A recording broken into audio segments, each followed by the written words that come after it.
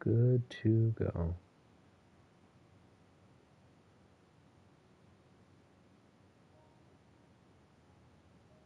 There's a video going around of a young high school girl trapped inside of an elevator with almost... News, the cruise ship carrying the now been approved to port at Spain's Canary Island. I'm gonna kill myself. Just made a video. It Why?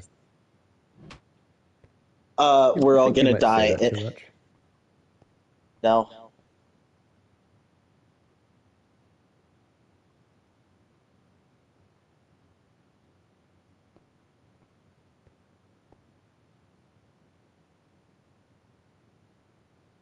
Alright, boys, we're back.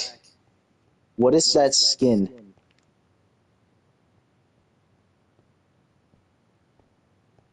I'm gonna accidentally kill you. I can't hear you, by the way.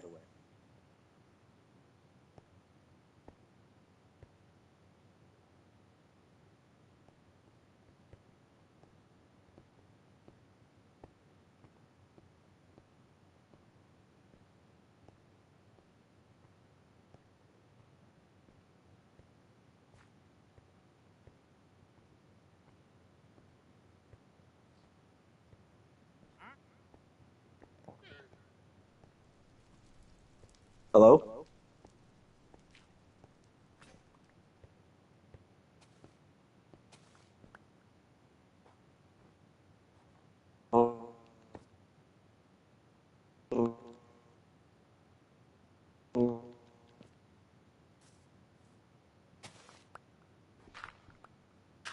Happy birthday to you. Wait, what day is it?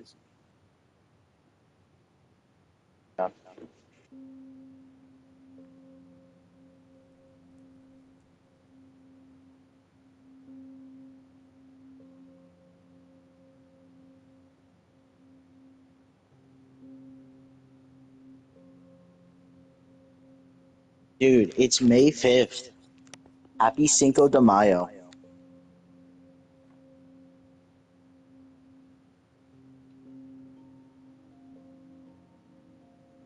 Hello?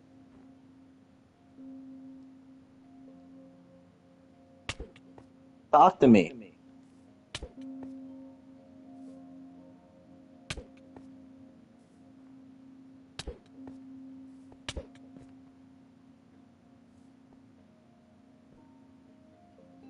Bro, I see your name tag, if that's what you're getting at.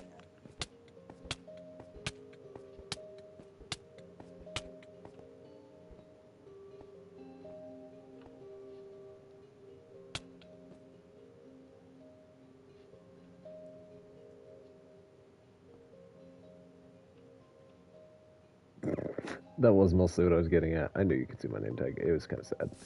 Anyway, what if we kissed that autism peak?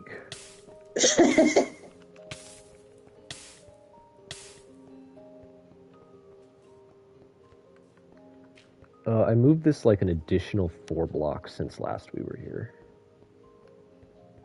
Oh, this guy's targeting me. That's alright. Just have to show him. See what I mean? See what I mean? They're Not evil. really. I want them all dead. Then kill them, you fucking idiot.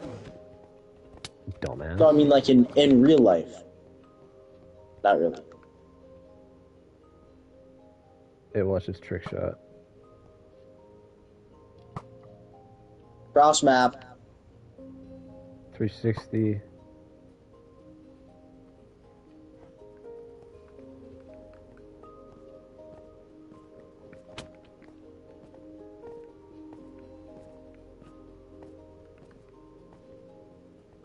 Oh yeah, wanna play that game?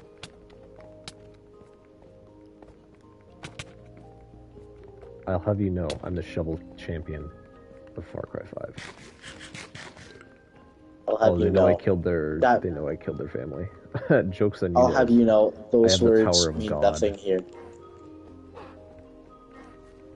Remember that video of the guy on the lawnmower with a like revolver? Hell yeah!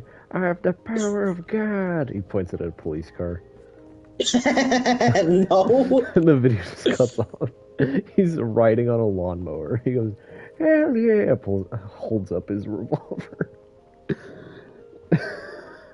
I have the power of God. And anime?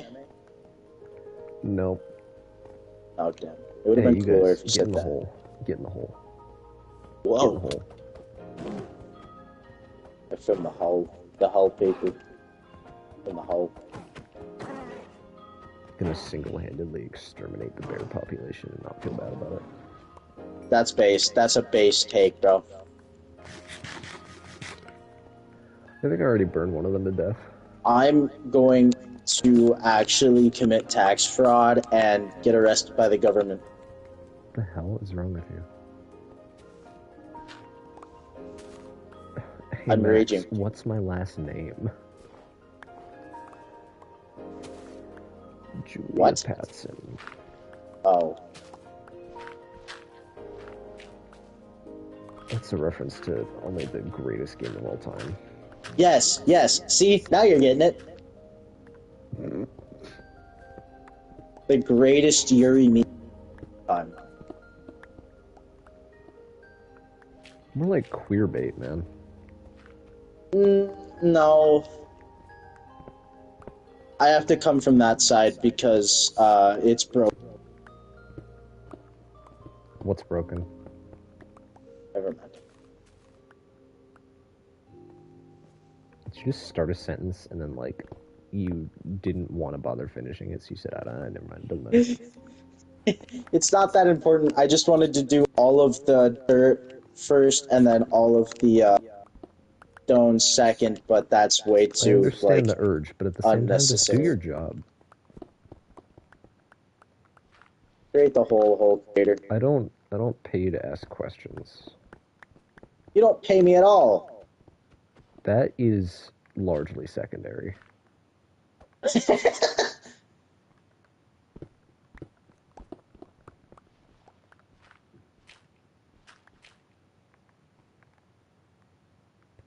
just gonna go from the top. Like, screw it. Now from the top, make it drop. Thanks, Madison. That's disgusting. How dare you? How dare dare you? You brought that into my house. On the day of my daughter's wedding. What's my last name?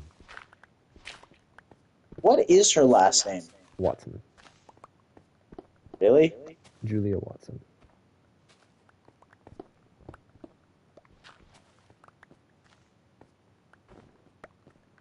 I thought that was What? Kate that said that. Nope. It's probably the same voice actress, though. Dude, the first Life is Strange shares like 5 voice actors amongst the entire cast. It was really off-putting hearing Dutch's voice actor play the other dude. I forgot his He didn't name. even put on that different of a voice. It was the same exact voice, just with native cadence. Like, it stuck out so hard. They could not get one additional guy. They had to get Ben in for another role. That was very strange to me.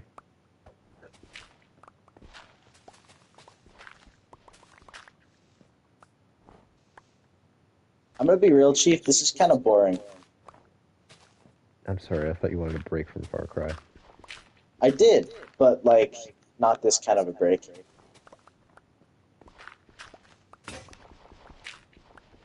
Well, if not this, I'm probably going to go to sleep at some point.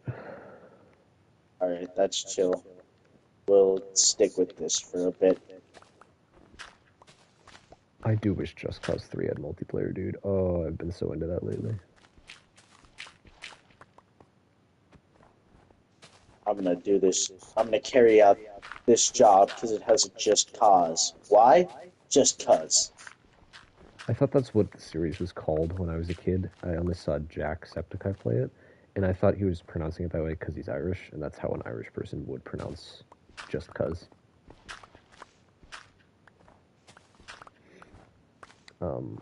But apparently it's very, very, very, very loosely based on an actual American military operation called Operation Just Cause, where they went into another guy's country and they didn't like the way he was running it, so they killed a needless amount of civilians. Hell no, Chief. They played a bunch of loud fucking music outside his embassy in his country, and until he got so annoyed that he had to surrender. Like, at all hours of the day, they just played loud-ass rock and roll music. And that was awesome. largely considered to be a fat no-no by the UN, and the US is like, Really? You can't play rock music. No, it was such a disturbance. For months on end. It was just... That's so funny. Insane.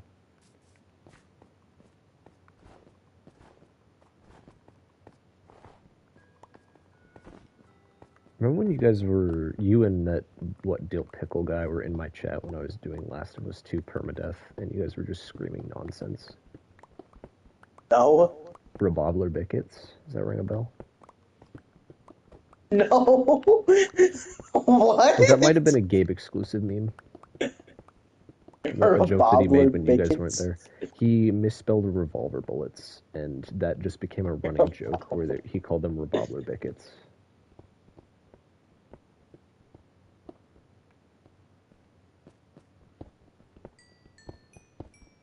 Oh,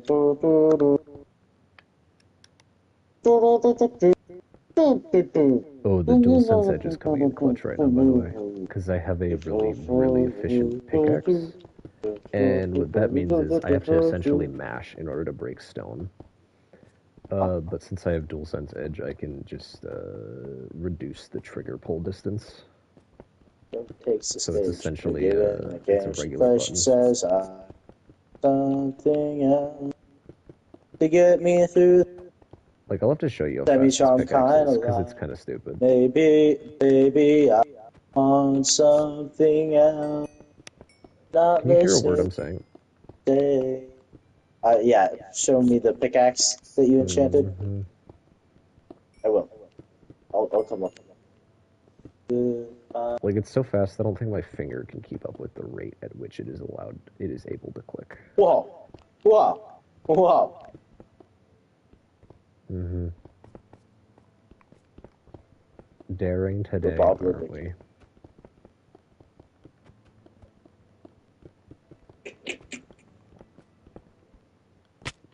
Ouch. Good job, Michael Bublé. Are you talking to me? Yes. Why? Because you fell. I don't believe you even knew that. I think I you just saw made an it. educated guess. I saw it. You fell right here. Right here is where you fell. You're not even in the same area I'm at. Look behind you. Okay. Well, if you're gonna be like that... I'm working, jackass.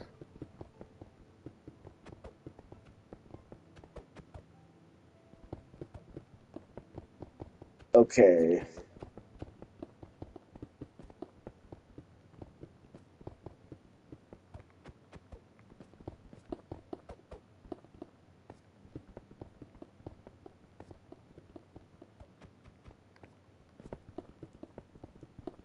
For some reason, the stone here never stops burning.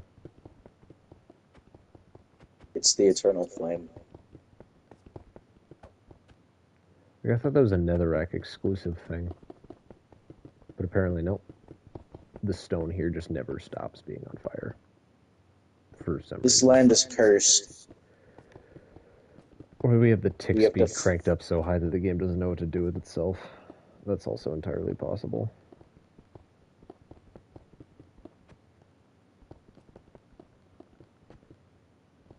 I want some mac and cheese back. Who wants mac and cheese at 3 in the morning? Me? Oh boy, 219. You know what I think if I'm ever hungry past 10 p.m.? Just sleep, and then your body will factory reset, and you won't be hungry anymore. But it's about the taste, not about eating. Genius. I'm no scientific genius. No. It's not about the taste. Before you go to it's sleep, about the that's taste. Probably not great. It's about the taste, then not don't about suck eating. on some artificial flavoring or something. Don't eat a meal. Why do you think I had an exhaust pipe for? There's a difference between like having a flavor in your mouth and having a death stick. That's a Star Wars reference. There's an in-universe drug that's just called death sticks. That's great. Yeah, that's appealing. You don't want to sell me death sticks? I don't want to sell you any death sticks.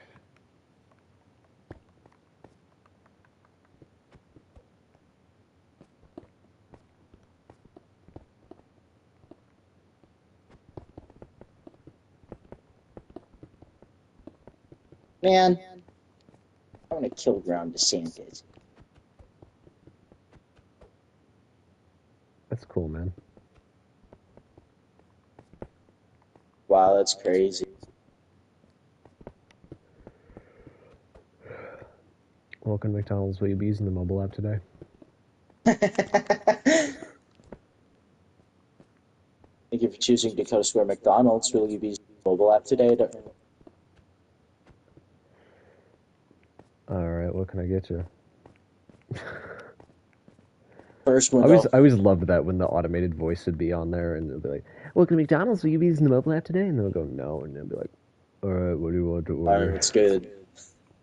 It was good. Keith said that when he worked drive-through, sometimes people would try to hit on the voice that asked if they wanted to use the mobile app, and then he'd extra prank them by hamming up his weird-ass voice when he got on the mic. What's good? Some people have called weird names, like Darth Vader. He's gotten Optimus Prime before, because he just... Okay, wait. I don't know why I skipped past this. People would hit on the voice? Yeah. Some people would try to flirt with the lady that would, the automated voice. God, I thought it was a dude. That's gross. That's, like, creepy. What? Hold on a minute.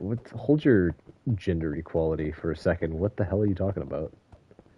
Oh, so it would be perfectly acceptable if a lady in a drive-thru hit on a dude that was working there, but oh my gosh, I would throw up in my mouth if because a guy like ever the flirted type with of a woman. the type of guys that would be like hitting on someone at a drive-thru are like projecting, desperate. Seth? I've never hit on anyone at the drive-thru. I don't know how that would be projected. I don't think you have the balls to hit on anyone in a drive-thru. I don't have the balls to hit on anyone in general. Point still stands. Why would I don't get how if it stands that's projected. Hold on, you think that's creepy to flirt with someone? I think it's creepier to not have the guts to flirt with someone, so instead you just stare at them longingly from a distance like a creepy stalker. Unless it's a woman, then it's hot. What the fuck is your problem? I want to be kidnapped, Michael. That's my problem. Inside thoughts, Seth. Inside thoughts. Can you please get out of my way, Fatso? Thank you. Listen, man, we talked about this. You don't talk to polar bears like that, alright? Polar bears suck. I made him sad. Good, don't cry about it.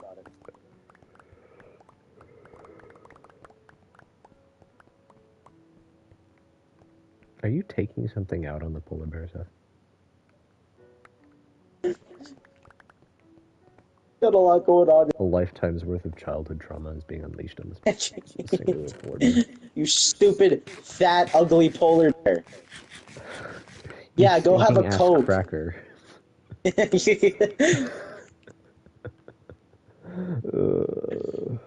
video is something else. Yeah. Oh yeah, you look like a queer. Yeah, big old butts. God bless Denver Fenton Allen. Big old white boys. May the justice system smile upon Denver Fenton Allen. I think he got death, Michael. I don't know. I don't know. My None of question is, business. who appointed that judge? I know he was being incredibly out of line. I think that Denver Fenton Allen guy was onto something because he could have potentially gotten a mistrial if that kept going the way it did. Oh, he definitely could have. The judge was in on the whole screaming, insulting match. It was very funny to watch. What are you doing, you lame brain? Hey, this is my turf. Oh, also I check out couldn't this. reach it, so I Check out this couldn't reach mining it, so I was speed, by the getting way. a. Watch this. This is me mashing. Aw, are you in creative? No. It's not me holding down the button, because that actually slows me down. I have to mash.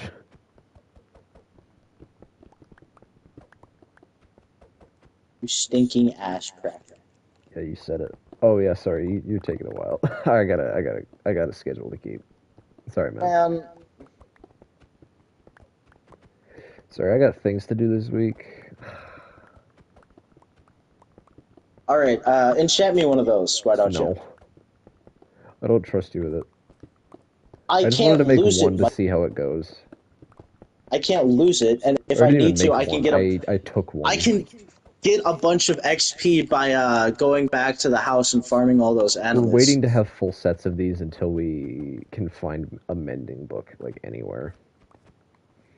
But until then, this is reserved exclusively for rare circumstances. This was one of those circumstances. Jimmy's mother.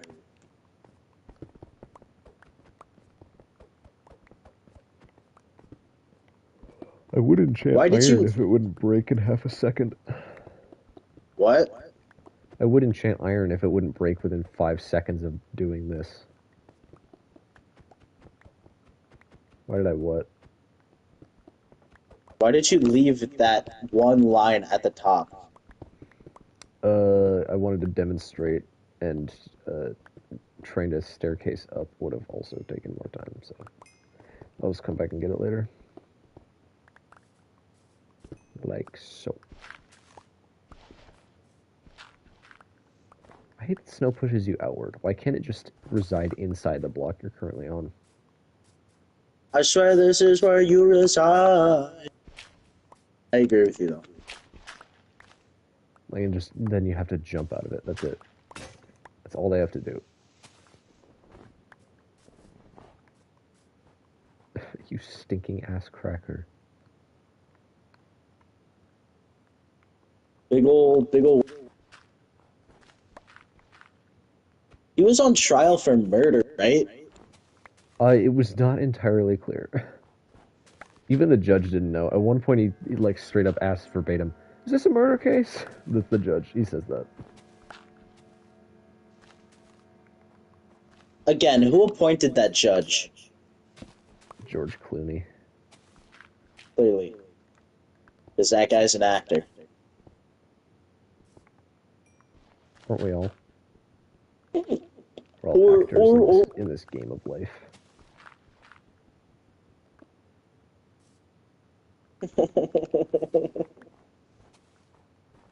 Stop whining. Get back to work.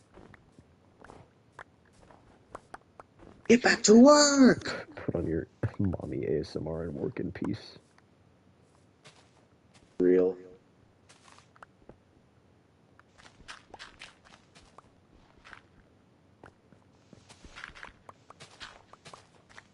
Oh, I can never fall asleep to that. Like, Why not? they always end up saying something right as I'm about to drift off, and it, like, jolts me back awake. Like, Insta boner. not like that. Like, they just say something right as I'm dozing off, and it wakes me back up. Like, I could fall asleep to a horror movie.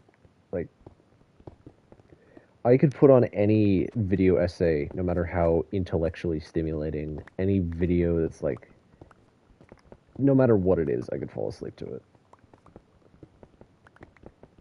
I mean, I don't normally put on things I've never seen before because I don't want to suddenly fall asleep in the middle of something I'm trying to pay attention to, but straight up, I could put on anything and have that in my ears and fall asleep. I have not had any issues falling asleep in maybe 6 years. Or it's not 6. It's Now- been 4 since I've started putting things on while I sleep. I'm gonna say something, but you can't take it in a weird way. Most of the time I don't, because I give you the benefit of the doubt. You're the one who goes, "Whoa, man." I just know it sounds weird out of like context, okay? The pocket is fully open. What? It's out of pocket. The pocket's open. Oh. Okay. So, like, not in a gay way. Some of the M for M audios do help me sleep. Nah, I can't get on that. I understand where you're coming from. Actually, no, I don't. I have no idea what you're talking about. But, I can't. A couple times I've tried to listen to a couple of them to see how the male industry is doing, and nope. Just can't do it. And that's valid. Also, there's way less diversity in that scene. Like, there's... Yeah. It's probably just 5 guys keeping the whole scene going. I'm gonna tank it. There are less women interested in that. Apparently, which seems like a massive missed opportunity. Yeah.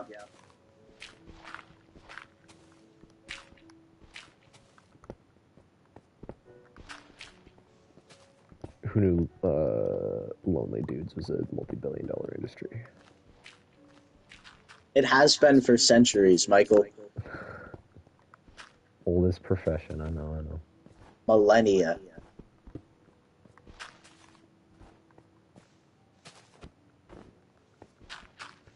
Isn't that the president's wife? No, wait, What? that's the chick from Elden Ring. Millennia, Blade of Mikola. What are we talking about?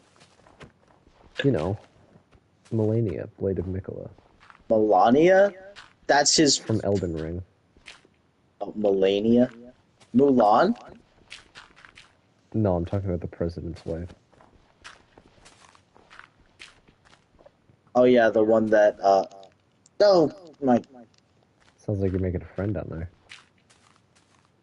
Making something.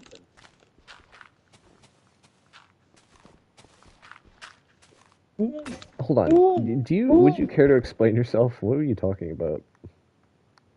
What do you mean? Like, alright, the gun's to your head now. You care to explain your rationale here? Behind what? The mega gay thing you just dropped on me. Okay, it's not the Enola gay. gay over here. The what? The Enola gay. I don't know what that is, but That's that... the plane that dropped Little Boy. It is not. It is not. It's called the Enola gay. I know that because as soon as AI came out, the first thing I saw on YouTube was someone made like and what is it? That's the channel that plays NFL. Someone did like a Fox Sports channel style like football play-by-play of the bomb being dropped on Hiroshima. That's awful. And then it's just like it cuts to the play. Here comes the Enola gay. Like he's narrating it like it's a football play. It is the greatest thing I've ever seen. It was That's so awesome. ridiculous, like over the top, stupid. All the camera angles and the cadence of the narrator guy. It's just like that sounds like a football play-by-play. It's like a replay. Here comes the Enola gay. Yeah. Here's this instant replay brought to you by is like sponsored by someone. Brought to you by Northrop Grumman. Let me see if pretty much. Let me see if I can find that. That's awesome, though. Imagine you're chilling at home and your city just gets decimated by a plane called the Enola gay. Let me see. Bombing of Hiroshima. That's not gonna look good. Broadcast.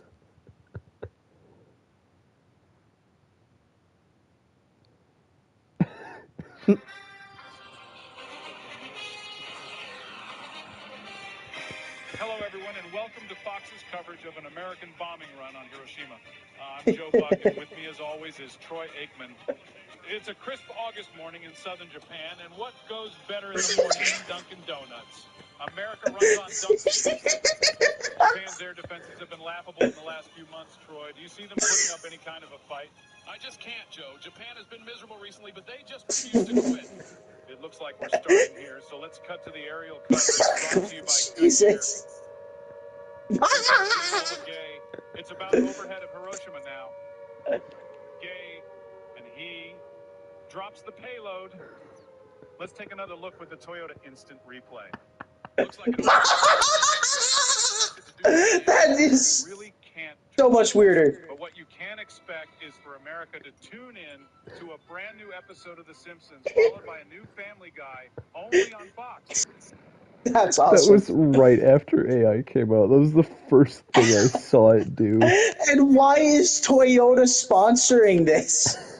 Do they know it's over? They know they're cooked, so they might have sides. So funny.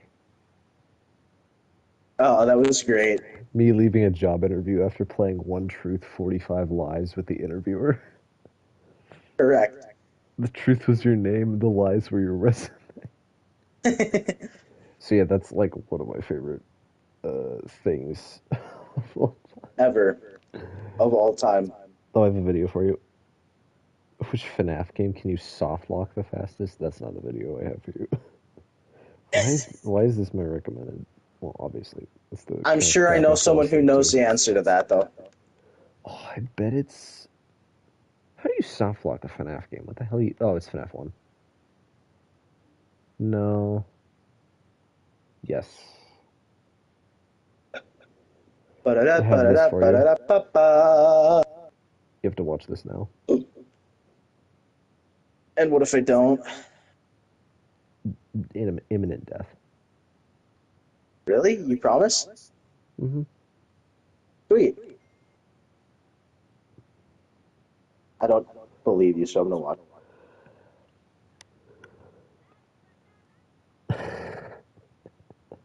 Oh, that's amazing. You have no idea.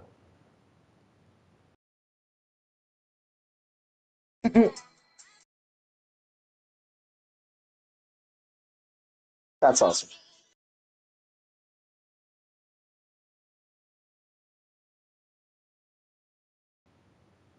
It's the chick.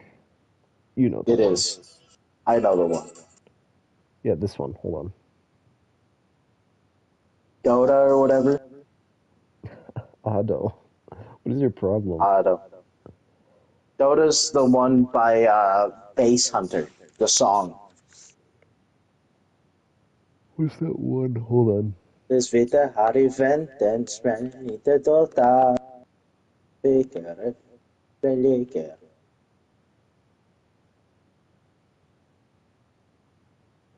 Gosh, where's that one?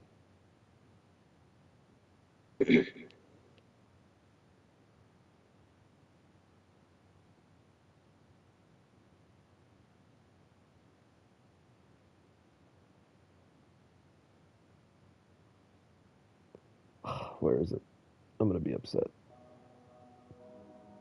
Shut up, Minecraft. Don't talk to Minecraft like that. I will talk to Minecraft however I damn well please. Not if I'm here to stop you. Oh yeah, I remember that song.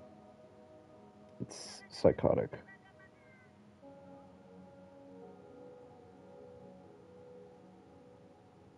What the hell is Fiend? Run to target. Fiend. Fiend. Fiend. Fiend. Fiend. Fiend. Fiend. Fiend. That song makes me lose faith in America's economic future.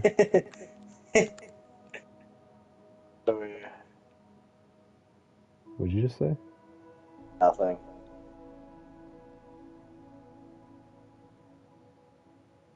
Ooh.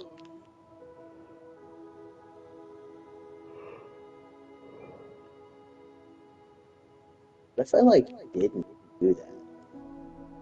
Do what? Do Found what? it, found it, found it, found it, found it, found it, found it. Hey Seth, guess Found what? What? Chicken Guess butt? what? Guess what? Don't you live in a house full of a bunch of people who are probably trying to sleep at this hour? Two of them are, one isn't. And the other is my stepmom.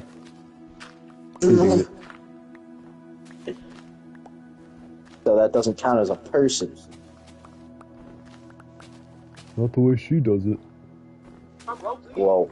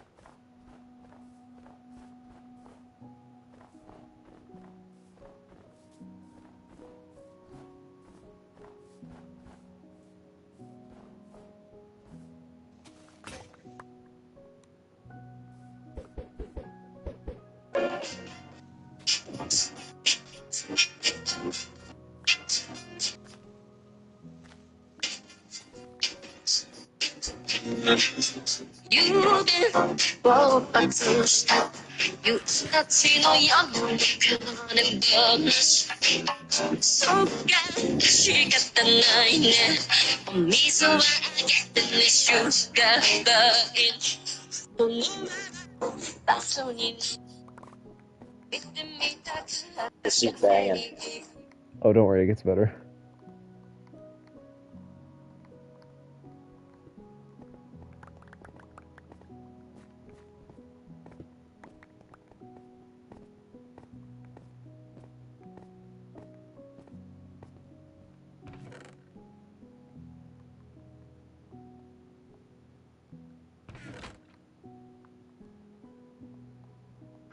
It's this one.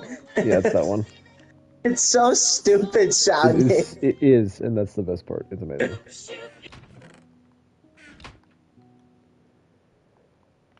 Like, it's just dumb enough to make you think, what the hell am I doing?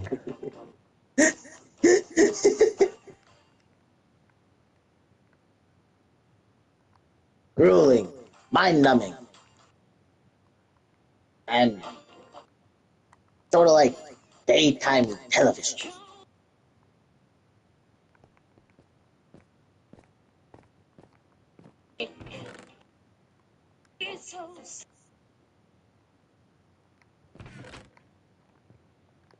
Remember getting coconut mauled? You remember that? I do. You have coconut mall. I just keep hearing snippets of Otto. It's confusing me. Sometimes your mic will just cut in all of a sudden.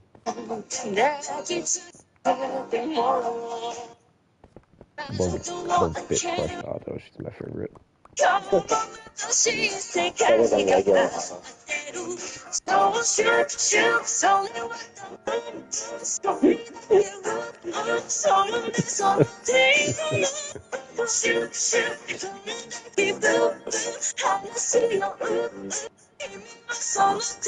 I can only assume that's a cover of a Vocaloid song. I was slain by a baby foal. Why are there three of them? It's a nuclear family. You do half my damage? You're a child! Oh. I love that song so much.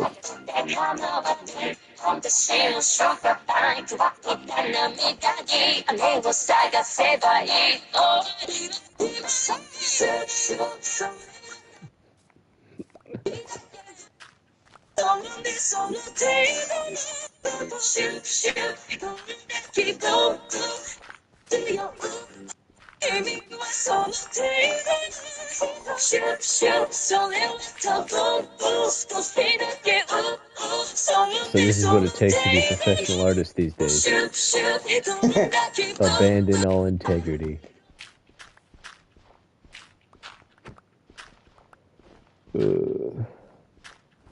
It's so stupid, but it's so good. Saw baby rabbit fall to its death. Good. Ah! You weren't supposed to do that. Who, polar bear? Yeah, I was trying to trap it. Rookie mistake, man. Never trap a bear. Your leg, it's caught in a bear trap.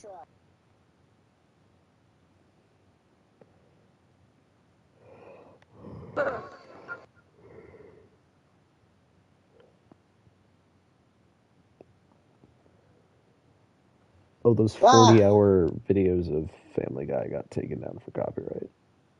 No! The end of an hour. Why are there two of you? I'm gonna kill your child in front of you.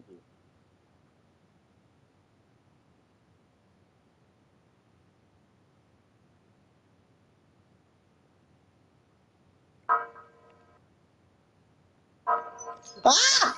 Did that autoplay something incredibly sick? Yeah, it's still auto. Oh, hell yeah, man. You just get the whole playlist. I think that song is a pretty psychotic Beat Saber map. I'm thinking of a different one.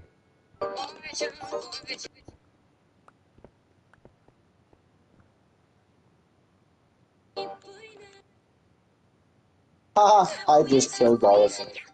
Well, there's your baby left. When I wrote this code, only God and I understood what it did. Now, only God knows.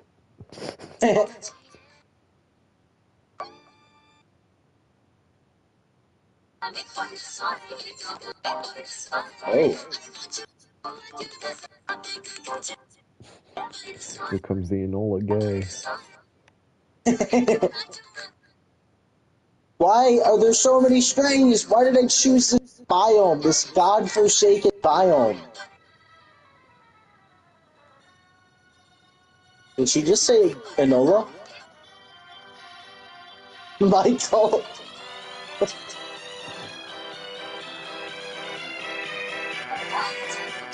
It's getting closer. Oh god, I'm being skeleton. I love Welcome to the spelling clown that show. out. They're That's all so killing good. each other. No, they're not. There's a lance up there. Yeah, he'll stay up there. Alright, that's enough of I auto. agree. Watch this. Oh, that was my last arrow. Also, as a rebuttal, listening to MLM, not MLM, M4M. Wait, what is that? That's an actual acronym. What is that? It's Oh, like okay. Willowa. I got it. Listening to M4M is not gay. Why do you do it then? Are you calling me gay? What? I can't think of a normal explanation. Not normal. I can't think of a heterosexual explanation.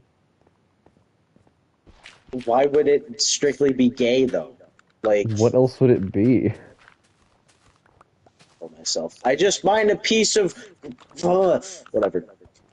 No, I'm not calling you that. I can't rationalize why else someone would listen to that. It's calming, and like it's not like mildly like ooh, like Oh, okay. F for M is, Okay. and it's like still just as calming. It's just like not as like. I could see that. I can't vibe with it, but I could see it. And also, like, I mean, some of the voice actors are nice. Are they? Yeah. I thought they all either sucked or had a thick accent. They either suck or are like pretty good, No in between. like enough to make you. I'm kidding. Okay.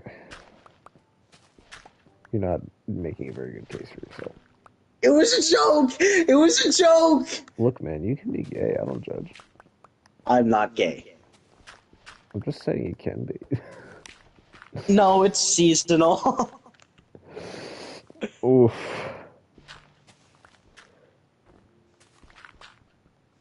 What? It actually is. that's why I No, said it's not. Oh my god. Look, as your therapist. That's the end of that sentence.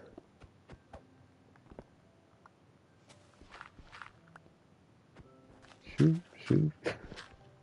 I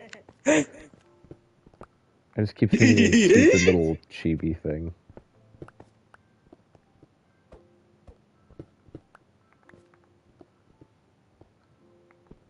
Alright, Minecraft. Will you listen here? I'm gonna kill your firstborn child. You want my second? No. That's not worth anything. Asshole. Have you met them? Yeah, that's the point.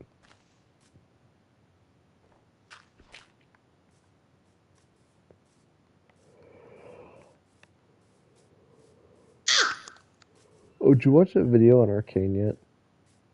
No, I haven't. I was sleeping until 2 today.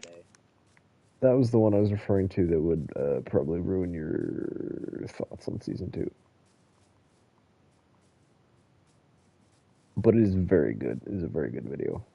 Very, very well articulated and good and true. And unfortunately true because, damn. I'm sure it's not. I'm sure that I will love it just as much as I did before. Mainly because of Jinx.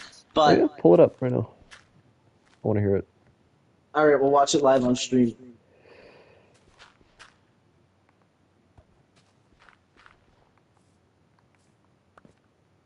Oh, God.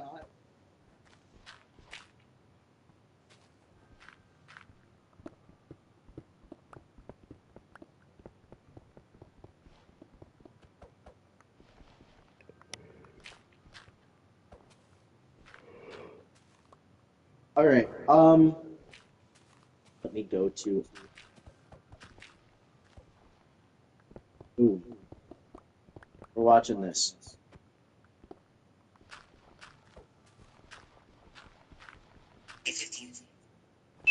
You know, Adams, when I say it... Can you turn up your mic sensitivity a little bit? Turn it up? It's one of the greatest challenges in narrative Because sometimes it cuts off. about people. Saying the best food is about flavors. What he's trying to say is that he likes stories that prioritize character consistency. But what does that mean, and how is it accomplished? Character consistency is when a character's core belief is the singular driving force behind everything they do. It means allowing the desires and actions of your characters to push events forward rather than steering them toward a predetermined outcome. It means that everything a character does on screen communicates something about who they are. And it's important that it doesn't conflict with the things you've already communicated. It means that Vi would never be a cop. Today, I'd like to course correct. My past couple writing videos descended into snarky critique of a middle-of-the-road video game adaptation I was barely invested in, and I'm above such base content. I am an educator, in a sense. Not certified, but I have been ordained by the Universal Life Church, and in America, I'm pretty sure that counts. Today, I'm talking about something I genuinely love, a cinematic masterpiece that helps steer the direction of modern Western animation, and somehow isn't about Spider-Man. It's Arcane. It's in the video title. Admittedly, when Arcane first came out in 2021, I had very little interest in watching it. I'd heard Netflix made a show about League of Legends, which was a video game I remembered for its below-average graphics and toxic player base back when I was in high school, which I swear was 15 years ago. But I kept hearing how incredible the show was, and so I finally gave it a try, and it immediately shot to the top of my all-time favorite narrative series, competing even with The Last Airbender. I think Arcane makes most Golden Age HBO dramas look like they're not trying hard enough. The team in charge were making something that stood on its own, and they put so much love into every single detail, from the world to the animation to the soundtrack. Despite being an adaptation, it never comes anywhere close to feeling like marketing material for another product. I didn't know anything about League of Legends at the time, and I barely do now, but when I looked up some of the lore, I also really loved how they adapted elements of the gameplay into the story they chose to tell. There's a lot to praise it for, but I think its greatest strength is fully understanding who its characters are, and clearly communicating that to the audience through a steadfast dedication to consistency, frequently subverting common narrative beats for the sake of following through on a character's honest decisions. Everyone's desires are crystal clear, even when communicated through simple glances and body language. Their words and actions never feel out of place. In a show about legacy and the lasting consequences of even the smallest choice, we get moments that are unforgettable because they're so painfully inevitable. Also, this might seem like a weird detail, but there is so much ugly crying in this series, and I absolutely love it. The willingness to show even animated characters, especially women, in such unflattering emotional moments, very rare, and I think it makes a lot of the devastating scenes in Arcane it that much harder, and the characters feel incredibly human. Season 2 finally came out a couple of months ago, and there are so many great things to say about it as well. First of all, it might be even more visually stunning than the original, because animators are God's chosen people. think the teleprompter stopped. Oh, that's the end of the list. No. People have really enjoyed this new. I've seen some other videos on it. I've loved the TikTok edits. I agree that Jason and Victor are gay. So I want to be totally clear right up front that when I say season 2 is bad, it's not to ruin your fun for easy views. I really hated it. I didn't want to. I wanted more of this. But that's not what happens. And whenever I talk about it, I feel like I'm trying to convince an excited child that the aggressive bootleg mascot trying to sell us photos in Times Square isn't the real Mario. Not only does it fail to live up to the exceptional quality of season 1, which already soared above most media, but it somehow manages to be its perfect antithesis, a twisted mirror image that coasts off the momentum built by its predecessor. I used to not think this hard about TV shows. I also used to be much happier, and I don't think it's something everyone needs to do. But for aspiring writers and even just people who want to understand why they like some things and not others, I think there's a lesson to be learned in comparing these two seasons about what it looks like when something deeply resonates with us versus when something simply demands our attention, something like an advertisement or propaganda. I'm going to be talking about both seasons with no regard for spoilers, so from this point on, I'm assuming that you've at least seen season 1. If you haven't, go do that. Have I not sold you on it yet? It's very important that the first thing we see in this entire series is a cop murdering a defenseless man to the tune of an ominous nursery rhyme pleading for an ounce of compassion from the wealthy upper class.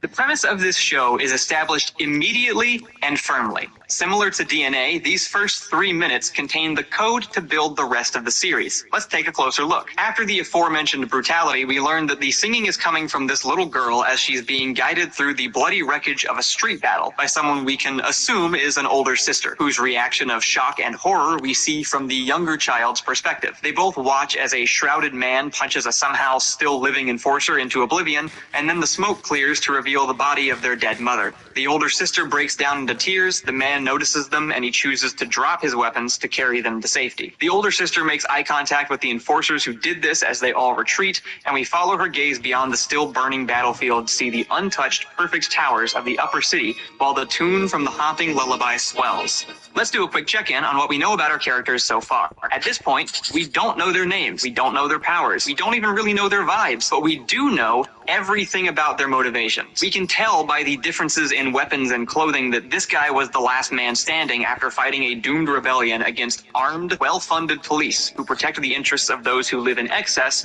while he and his allies barely scrape by. And now he's chosen to give up that fight for the sake of taking care of these two kids. The older sister has lost her mother and taken a protective role over her younger sister, even though everything is affecting her just as hard. And now she has a burning hatred for these law enforcers and the prosperous city they come from. We watch her vow revenge through this one facial expression. And the younger sister tries to escape her pain through the guidance of authority figures and simple distractions like closing her eyes and singing. And we can tell by her choice of song that she's also really bad at reading the room and makes everything feel way worse. That's a joke, but it's also true. We also learn from this that Arcane is about class struggle. It's not about morals or good versus evil. It's not even about a team of heroes or what's the best way to describe it? Like an alliance of icons? I'll think about it. It's about this city and the harsh division of its citizens into haves and have-nots, and how that inherently develops into violent conflict. If there is a definite recurring bad guy of the show, it's the police. The enforcers are corrupt, and they are there to keep the poor people on their side of the river, even if it means killing them to do so. These things all remain consistent throughout season 1, and are the core themes that we keep coming back to. The story revolves around the relationship between these two sisters, a point reinforced by the opening animation.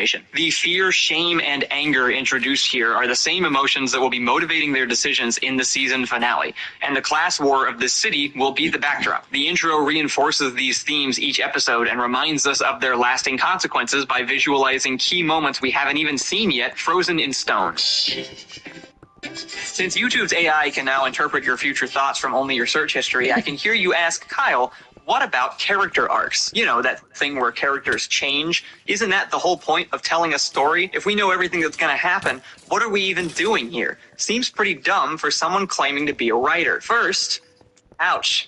But fair. Second, change is only noticeable in context. When you practice a new skill, for example, you can only measure growth by comparing to what you were able to do before. Change is clearest when everything else is static. And while a real person's personal growth is often messy and inconsistent, characters are like a controlled lab experiment to explore one specific change. That means character arcs only work if your character is firmly established. Any change is noticeable in contrast to all of the other more consistent traits. And if it comes too easily or without enough motivation, then those traits aren't going to feel like they ever really mattered in the first place. In Season 1, Vi handles her problems one way over and over again, by aggressively attacking them with no sense of self-preservation. We're shown early on that she acts first based on strongly personal values of loyalty and justice. She protects her own, she never cooperates with the enemy, and she considers her own well-being last. She goes through the death of her mother, a childhood of poverty, the death of her father figure and friends, the loss of her sister, years of imprisonment,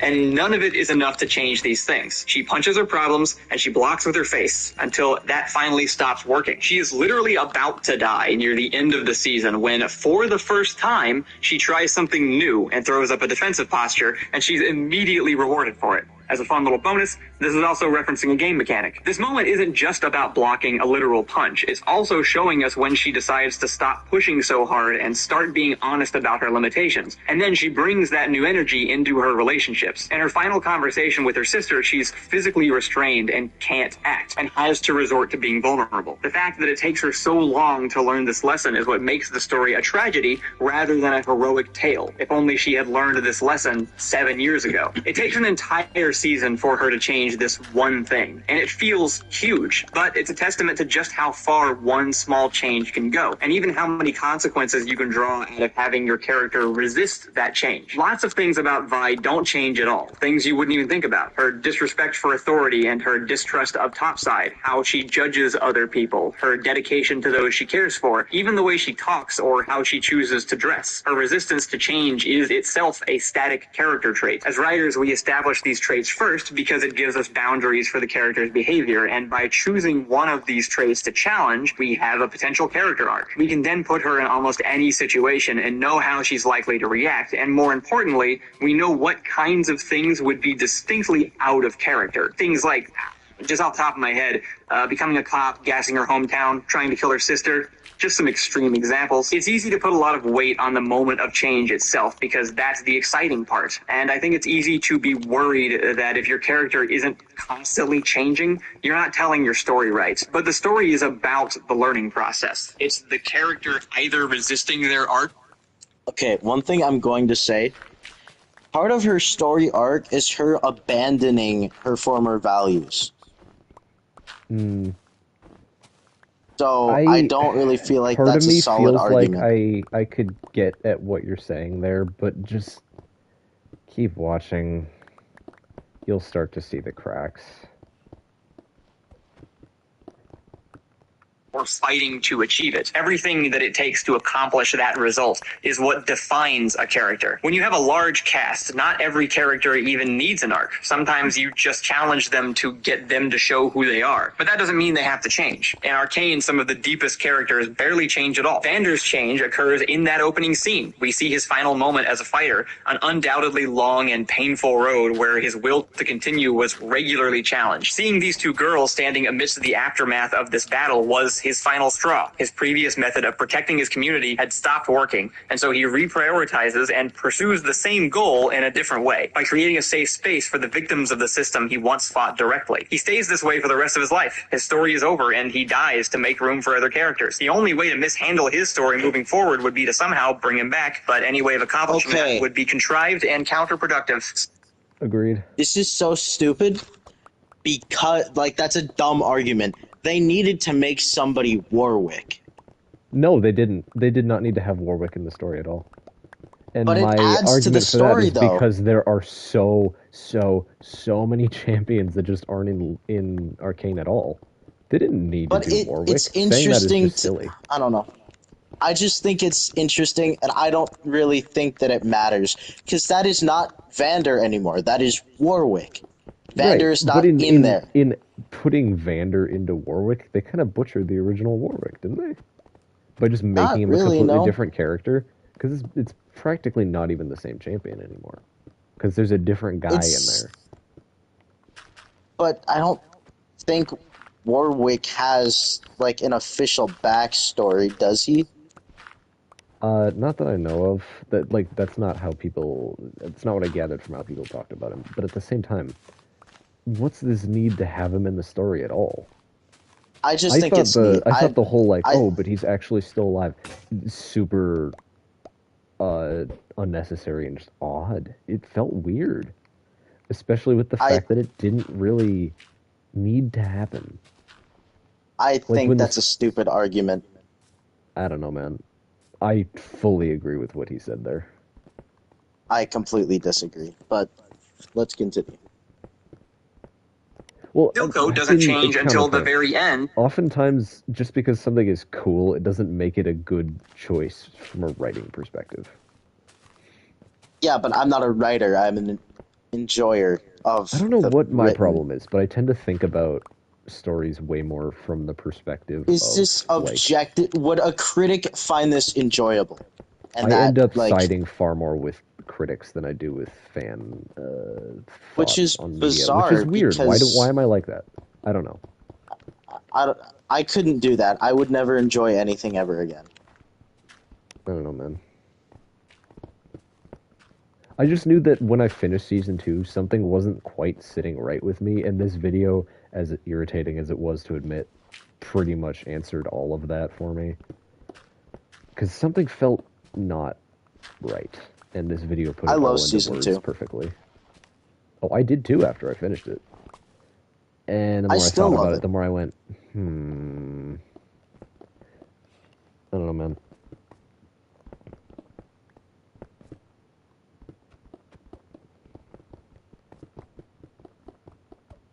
Continue. Yeah.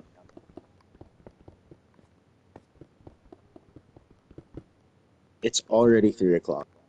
And every scene leading up to that teaches us a new facet of who he is by showing him react to a new situation or relationship. By watching the way his behavior is subtly different depending on his surroundings, we can piece together his complete character. He passionately believes in his own cause. He sees people as pawns rather than friends. His greatest defense is feeling in control, and in direct contrast to Vander, he doesn't care about causing collateral damage if it means achieving his vision. None of this changes. We're just learning new details of a complicated, dangerous man. In the final scene of the season, he seems to prioritize another person over his victory. A very small change with a massive impact that could only be undone by a complete character assassination of Jinx. No need to worry though, because she's equally well defined. Powder is the only character in the show that could be described as inconsistent, but it's because it is her core conflict. She distinctly alternates between two versions of herself because she can't settle on a threat response. Depending on the situation, she's either the fawning little girl or the cold-hearted fighter. Both states of mind are so clear and consistent on their own that they each have their own name, and it isn't until the last scene that she deliberately and permanently chooses one over the other, thereby becoming a consistent person. An identity she's not likely to shrug off anytime soon. To help define these starting characters, we put them in scenes with a collection of other topside and undercity residents, again with specific and static personalities. Jace is interesting because he's encouraged to change over and over again by accepting the corruption that has been so normalized by the council. But he learns how to play the political game while maintaining most of his pre-established morals and beliefs, and he ultimately prevails and convinces the entire council to change instead, including Mel, an otherwise unrelenting political force with her own steadfast personality. This totally works because rejecting regression can be just as interesting as embracing growth, and Jace proves that the only thing he'd never do is abandon his cause. Victor's motivations and priorities stay intact the the entire season. He pushes the boundaries of science and he physically changes as he fights for his own survival, as long as the risk is only his own safety. But the second his research goes too far and kills someone else,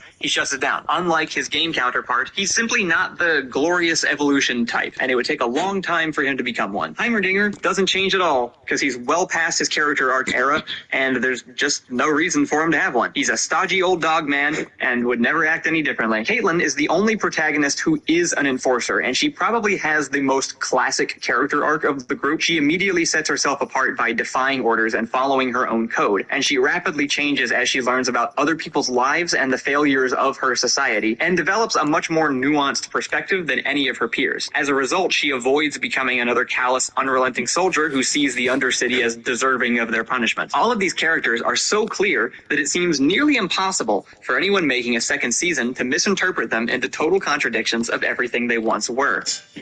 I don't know a lot about what happened behind the scenes at Fortiche or Riot Games. I know from IMDb that the writing team dramatically changed, losing the original 2 writers and adding several new ones. I know the production happened during the writer's strike. I don't know that they used AI to write any of these scripts. I don't know that. But season 2 reads to me like whoever was in charge never even watched the first season. It's more like they had it summarized for them, and then based on those surface level descriptions, tried to turn all of these characters into their League of Legends counterparts as quickly as possible. From the first moments of season 2, nobody is the same anymore. Jace becomes singularly focused on Victor to the point of abandoning anything else he's ever cared about. Don't get me wrong, Victor is important to him, but what about Mel? What about Hyper? Side note, Victor was almost dead and he just came back to life.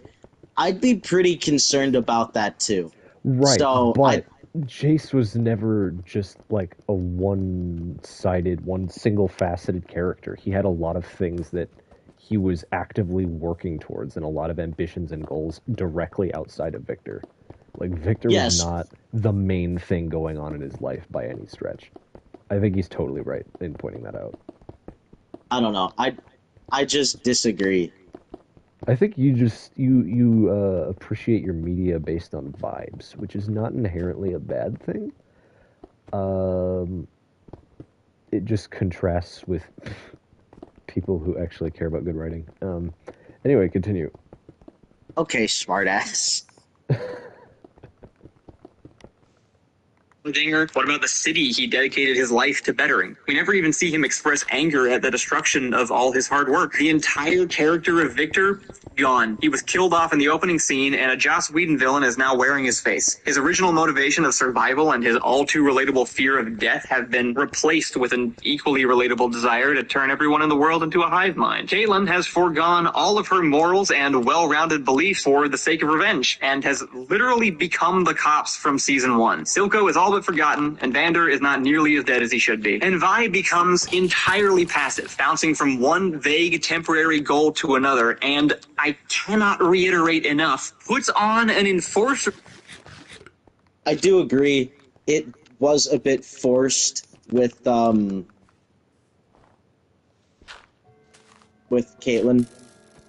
What part? Like, the fact that she was now the dictator of the city. Yeah, I don't know. I think there's a lot of things about season 2 that just don't quite match up with the direction that season 1 is going, and that's kind of sad. But, like, for what it is, like, a show that was made during a strike, losing 2 of its only writers. The thing. Arcane is one of the tightest written shows of Arcane season 1 is one of the most tightly written stories in big budget media today. And season 2 isn't that. I still like it. That's such a disappointment to me. No, that's completely that is just fine. It's just such a disappointment to me because of how unspeakably good season 1 was as a story. Oh my goodness. Anyway, continue. I do want ramen. I'm dying. Hey, I'm gonna make ramen real quick. You're coming with me. Cool. Keep it playing. I was invested.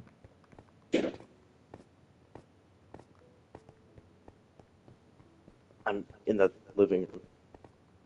No one cares.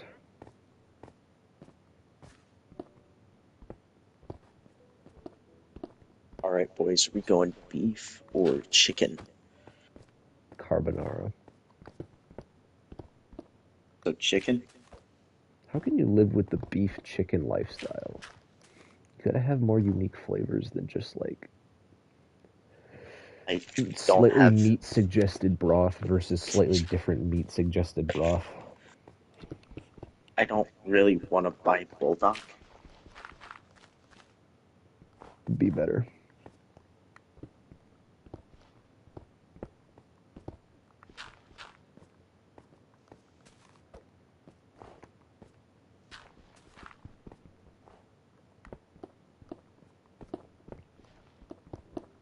I was in such a flow state when that video was going. Like, I turned my brain off of building. Now I'm thinking about it, and now it's sad. It'll be like 2 minutes. I think it's done. You cannot boil water in 2 fucking minutes. I microwave it. Do me.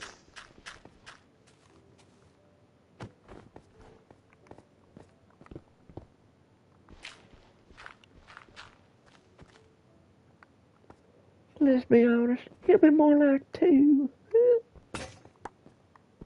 Oh, my iron pickaxe finally shattered into pieces. Or my diamond pickaxe. I die. Mining away. I don't know what. Mine a sandy way.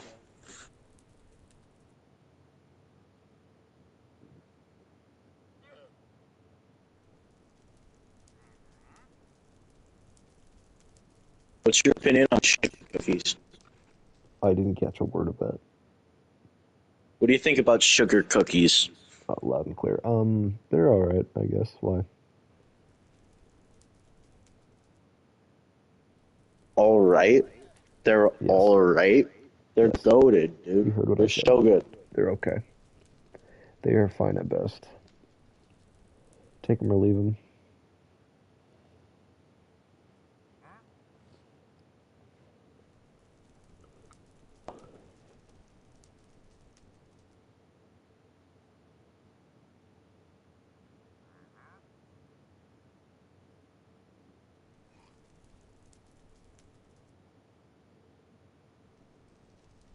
Mm. Mm-hmm. Mm-hmm. Mm-hmm.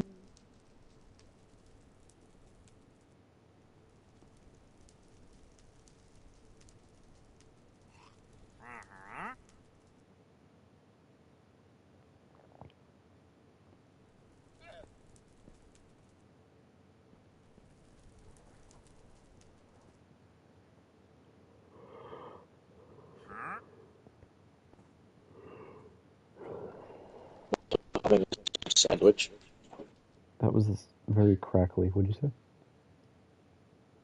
Why I'm am I also talking having quieter? What is my problem? a sub sandwich with that. Nice. I'm supposed to be a toy with this. Thanks. Thanks. Yeah.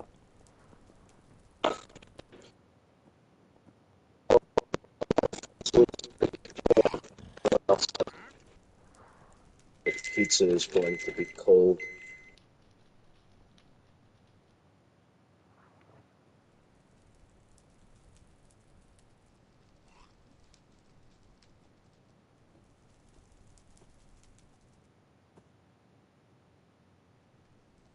Hello? Hi.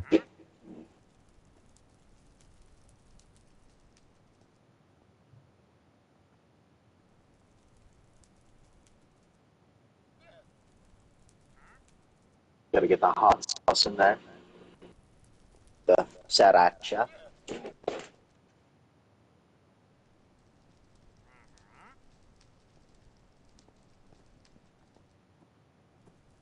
Oh yeah, that's gorgeous. Shut up. Gorgeous. As my manager says. It's What? gorgeous.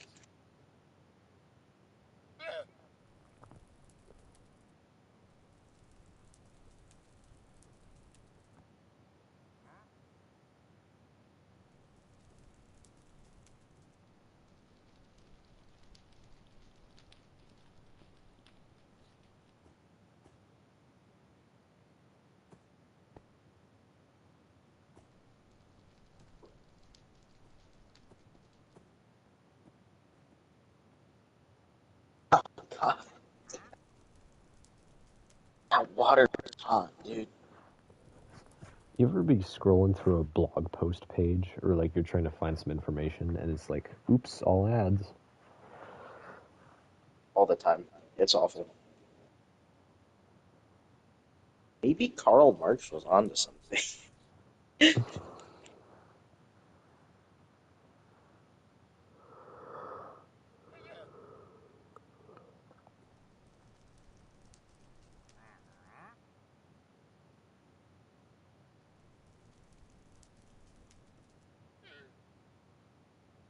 Ready for your mukbang? Snaps a rubber glove.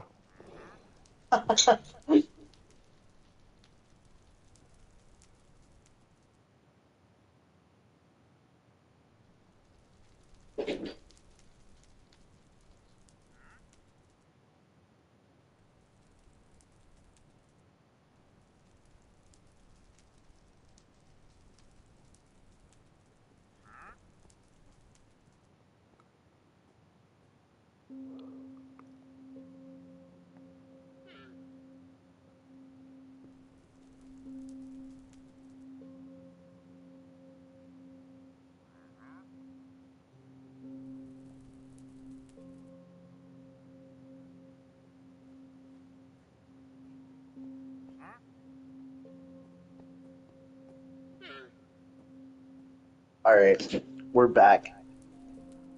Heck yeah. We out here. No, we in here. In here.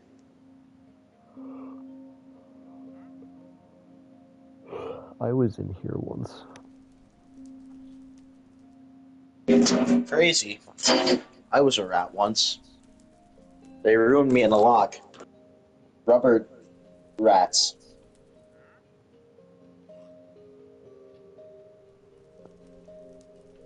And rooms make me lock. He's run out of nouns.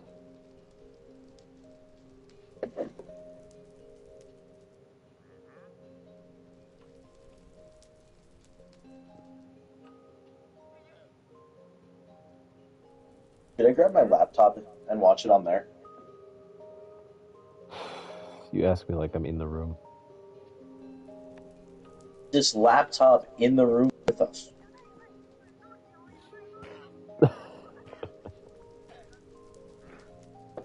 I think I will. You weirdo. Huh?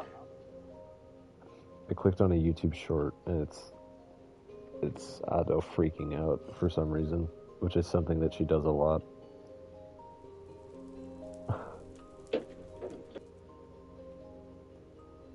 I love the growl. Probably my favorite thing of all time.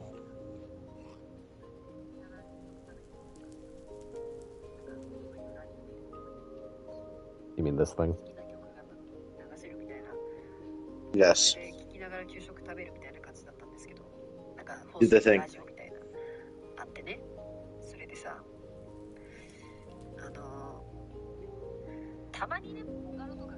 Anyway, I click on the short and it's fucking this. Yes, that. Yeah, yeah. Actual anime character. Yes. Did it die? What? The laptop is dead. What, your crappy Surface Pro? Stupid ass little thing. No, it's actually some HP laptop. I don't know exactly what the real name of it is, but it's HP. And I don't have the charger, so... Wait, I can use my Switch charger. That's the only thing Why don't you just powerful use your enough phone for to... now? It was working so perfectly.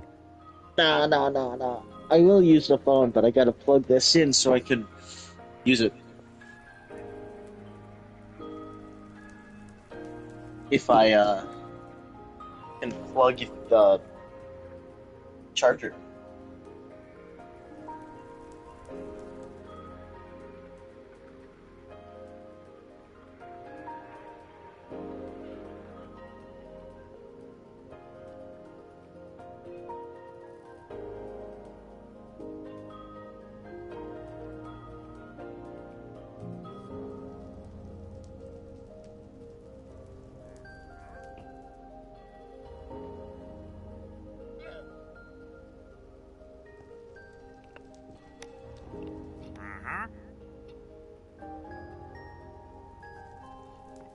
Her uniform and helps gas the Undercity to hunt down her sister. It's just not the same person. Season 2 benefits from the groundwork laid by Season 1 because we apply all the traits we learned before to the characters we're currently watching.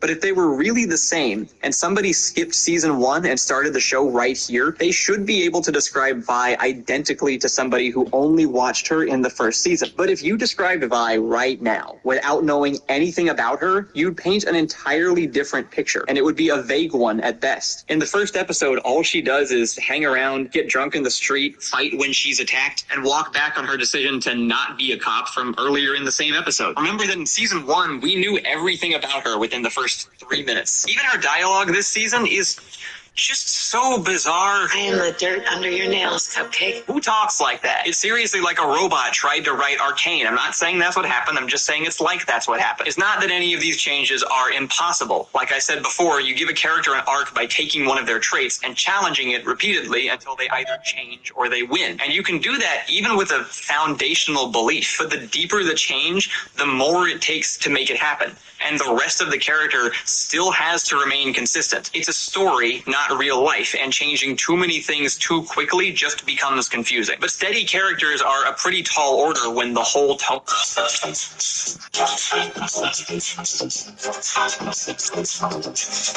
He spent all his YouTube premium money on gasoline.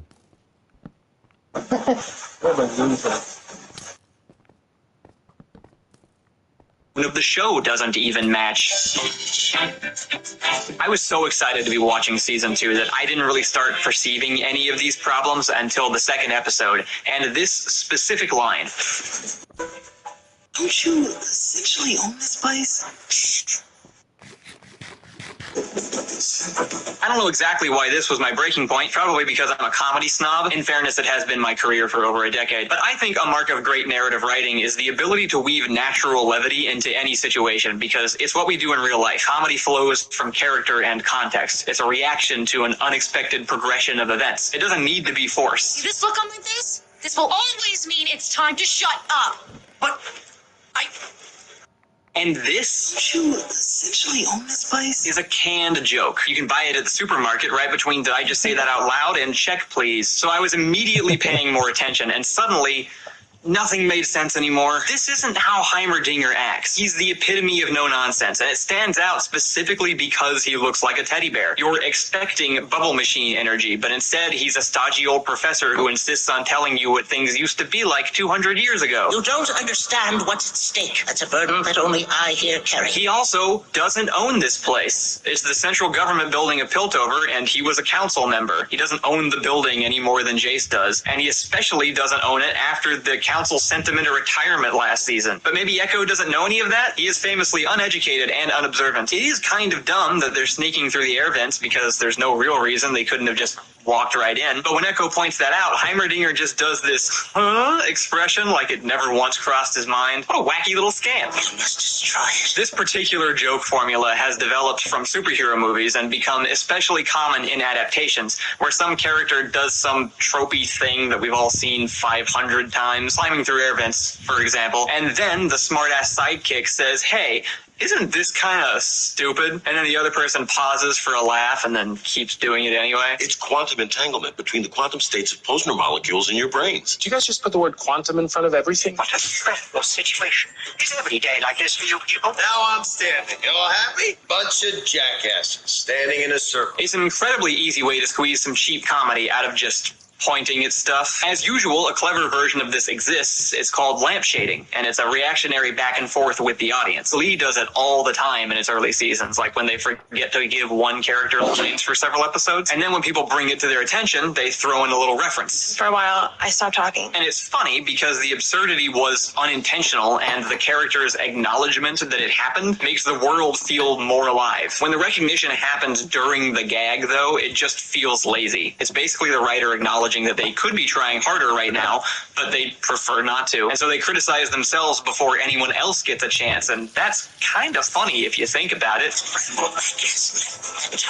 Do you realize code phrases don't work when you make them up on the spot? Also known as Ryan Reynolds' entire playbook. At this point, I guess I was shaken out of the excited little kid trance I was in at just seeing more Arcane, and my cynical post-COVID adult brain took over, and I immediately recognized this as a way to hide some very backwards writing. They clearly needed these three characters, Heimerdinger, Echo, and Jace, to be in the same location, and rather than let events play out naturally based on the characters' individual decisions and the shared interests, they had them do whatever got them there the fastest, regardless of whether or not it made sense.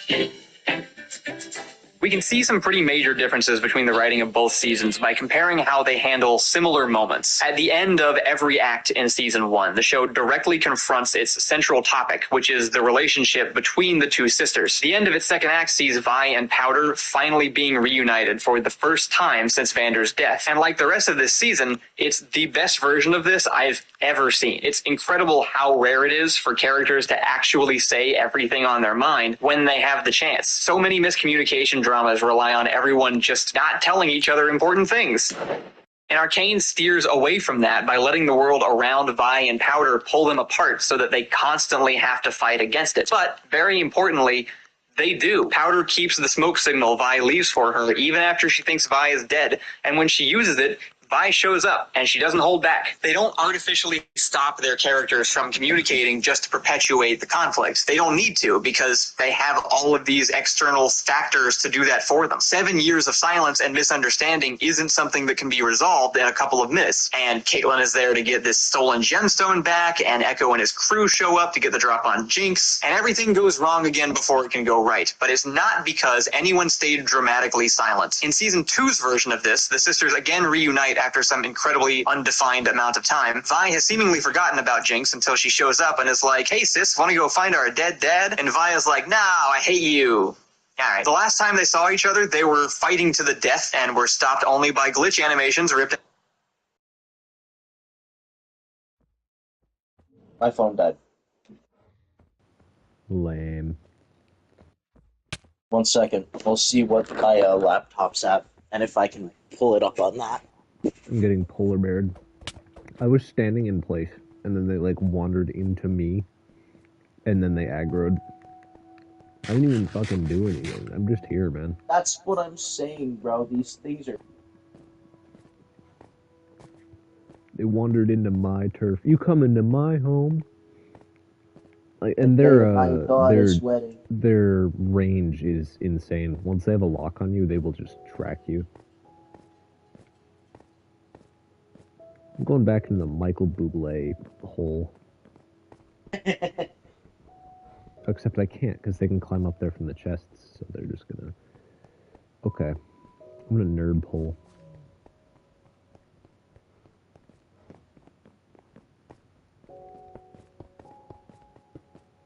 Alright, suck it, idiots.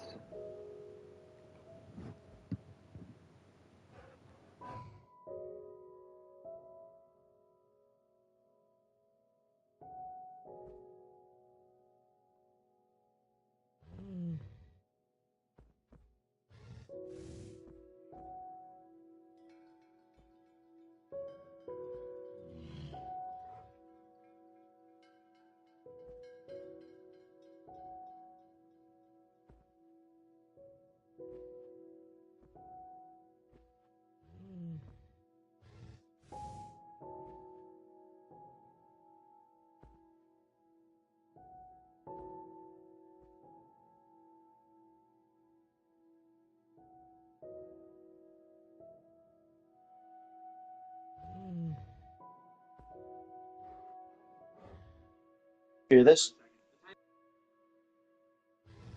Got a rocket at the government. Now, Partially. Right near the end. like, now I hate you. Oh yeah. The last time they saw each other, they were fighting Let to you the know this death isn't and good. were stopped only by glitch animations ripped out of Into the Spider-Verse and Vi remembering her old character for a second. The time before that, Jinx threatened the life of her girlfriend and shot a rocket at the government. Now is the first time they've actually had the opportunity to talk since they were children. There is so much that could be unpacked here, but we're not gonna, because their dad has been resurrected as a werewolf. What do you mean for? I don't care that it's from the game. Stop typing that comment. Stop it. Vander's death, Arcane's own Ned Stark, was the catalyst for most of Season 1. It ripples through the world and affects nearly every other character's decision in some way, and undoing it even a little bit just cheapens everything that has happened since. I've seen people hate on this exact thing every other time it's pulled. Characters not staying dead is one of the main complaints people have about Marvel movies, but suddenly in Arcane it's this dramatic tragedy just because Warwick is from the game. To be fair, it looks like a lot of League fans were disappointed with his depiction anyway. They actually allude to this in the first season when Vander takes Shimmer and hulks out in one last attempt to protect his daughters. I thought it was a pretty cool reference, and an interesting implication of some future events that we don't need to see play out on screen, because how would that ever be relevant? It's almost like the writers couldn't think of a way to bring Vi and Jinx back together, even though they had plenty of ways to do that, but they don't seem capable of perceiving that level of character motivation in the first place. Haven't really talked about Jinx yet, even though she's the other main character, because there's just a lot, but I think she's the clearest evidence of how Season 2 fails to understand the characters it was given. There's a certain female archetype depicted as childishly whimsical, but also hyper-violent. Your Harley Quinns, your Himiko Togas, a lot of anime characters, actually. They're often praised for being complicated by the men they're trying to appeal to. Jinx in Season 1 is the only version of the character I think I've ever seen done well, and it's because they really put us in her mind. She's an honest representation of a shattered, abused... Can you still hear this? They tell us who she is as clearly as any of the other characters, and understanding her pain makes her much more difficult to fetishize. There is nothing male gaze about her. We watch her grow up and be repeatedly traumatized into this towering animal who snaps and eviscerates people with machine guns. It's not quirky. I've seen various posts online from women with BPD who relate to her breakdowns, to the depiction of her mental illness as this part of her mind that edits reality and tells her everyone is out to punish her for mistakes. She's desperately looking for anybody who won't judge her, and as a result, she's in an abusive and inappropriate relationship with a man much older than her who is also her stand-in father figure twice removed. I know that's a controversial interpretation, but it shouldn't be. There is obviously more going on here than he's like her dad. Do you approach your father this way? Do you look at him with this facial expression? Maybe sit on his lap with your arms draped around him?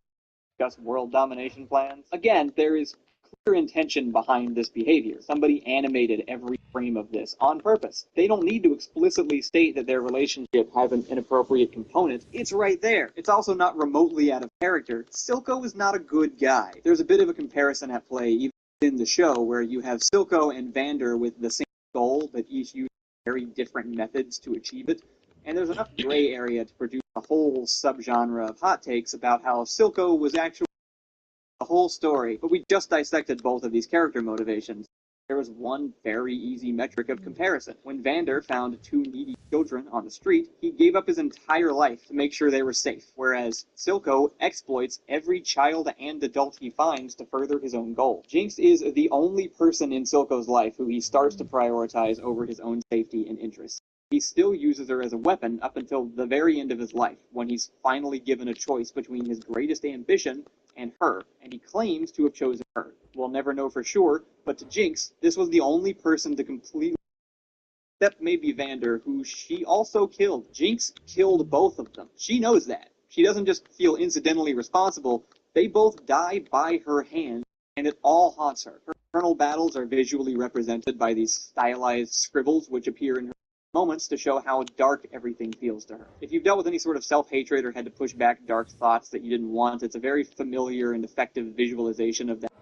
After she completely gives up on her inner child and any hope of someone rescuing her, we're primed to see Jinx in full force for Season 2, knowing everything that led to it. Silco should have been added to her posse of ghosts, looming over her as she continues to try and prove herself worthy of his affection by carrying out his plans. She should be nearly her only chance at redemption being somebody else's complete and total acceptance of everything she is. The problem is that right off the bat, she no longer is those.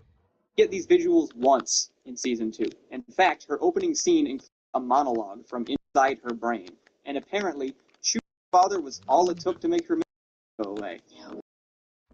Sometimes you can just really tell when something was by a guy who refuses to go to therapy. Jinx goes from this complex, honest look at an overdone trope to a manic pixie nightmare straight out of League of Legends. Yep, that's me. Murdering her second dad, Jinx wanders the city, gets silly little fights, makes self-deprecating jokes, and plays with her pet kid for an unclear amount of time before claiming Jinx is dead. Even though the rest of last season was her literally sitting in a throne with the name on it. There's another fun trend in sexism where when you don't know what to do with your female character anymore, you introduce a child so that she can fulfill her womanly destiny and dedicate the rest of her life to being a mom. Doesn't matter who, that's just the way of things. Not only is this completely useless character development for Jinx, because it does not address nor question nor add anything to her existing conflicts, but what even this character? Isha literally has no personality traits aside from staring blankly and plot-contrived self-sacrifice. We've seen children. That is very true. Before.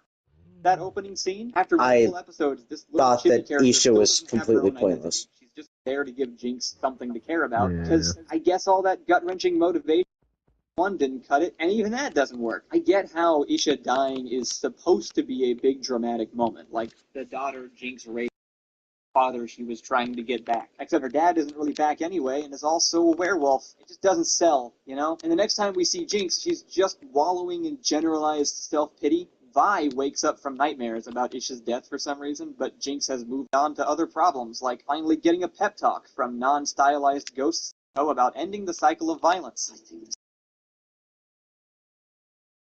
Remember how big he was on that? Another character I haven't talked about yet is Mel, and it's because she's basically removed from the second season entirely. She's an incredible character in season 1. Brilliant political strategist descended from a line of warlords, both strategically and emotionally invested in Jace's rise to power. Right off the bat, she's shown brilliant and highly skilled in social manipulation. One of my favorite little details is how she wins over this counselor by buying him gifts, and then every time they're casting a vote, he looks to see what she's doing first and just votes the same way. It feels like a meaningless little gag, but it actually becomes part of the tension in the final scene, because as everyone is voting for Jace's proposal, all these little pieces start falling into place. Near the end of the series, complete the picture of Mel by introducing her mother, Ambessa. Ambessa isn't introduced until the second to last episode of season 1, and yet she hangs over the entire series like a shadow. She enters the plot and in no time at all establishes herself as a genuine threat that our most talented characters may not be able to handle. Jace, one of the most headstrong characters, finds himself starting to echo her words after one scene together.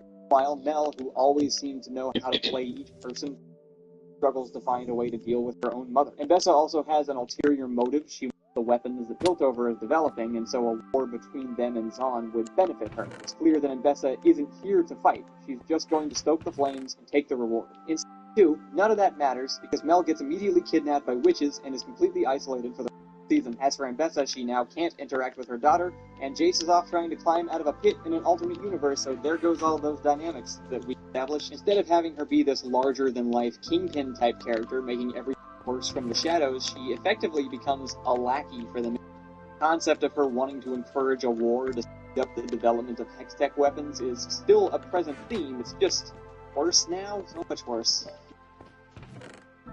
If there's any character who isn't turned completely upside down, it might be Echo. We're first introduced to him in 1 as a kid who watches and learns everything he can from the outskirts of society, and he grows into someone who creates his own safe haven and protects the people he cares for. In season 2, not much of that gets directly contradicted, but I think that's mostly because they also take him out of the story by sending him to an alternate universe. Sounds like I've skipped some build-up that makes a multiverse mechanically or narratively feasible. Don't worry, there simply is none. But we do get to see what earlier episodes look like through the eyes of whose writers, and it's very revealing. In this timeline, the entire city is a complete safe haven, devoid of all magic, violence, or negative emotion. Everyone who dies in the actual first season is still alive, and all tension between the two halves of the city has been completely resolved. So what massive social change occurred in this timeline to fix literally every problem? If your guess is the death of a child, that's pretty weird, but you'd apparently be right. Not this one, not that one either, or that one. That's the one. Now, if it weren't for Vi existing, love would reign supreme. Didn't you try to kill him? Or just find the power? Seriously, who the fuck did they think this guy was? Professor Buzzkill, known for sage wisdom to be a birthday clown, has apparently been in this timeline for decades doing absolutely nothing until Echo shows up, but even he can't resist longing for the peaceful respite of academia. Absurd premise aside, I honestly think he acts pretty in character this episode, including trying to ignore his long-standing crush on Powder, who... Wait, is that a thing? Where did that come from? Oh, it's because in the first season he's clearly obsessed with her as a child, and then later like her, and then he paints her face real big on the memorial wall when he thinks she's dead and is overwhelmed when he finds out she's not. That makes sense. Wait, Powder's the one with the pink hair, right? I'm colorblind. Why keep the established character nuance of being in love with someone who can't reciprocate when you can instead just strip another woman of her entire personality for the sake of some boring and consequence-free fanfiction? God forbid Jinx doesn't have a love interest. She was almost interesting. To bring it back around to character consistency, Echo hates Jinx. Not sexy hates, actually hates. Jinx was around when Echo was a kid, but she was already a bad.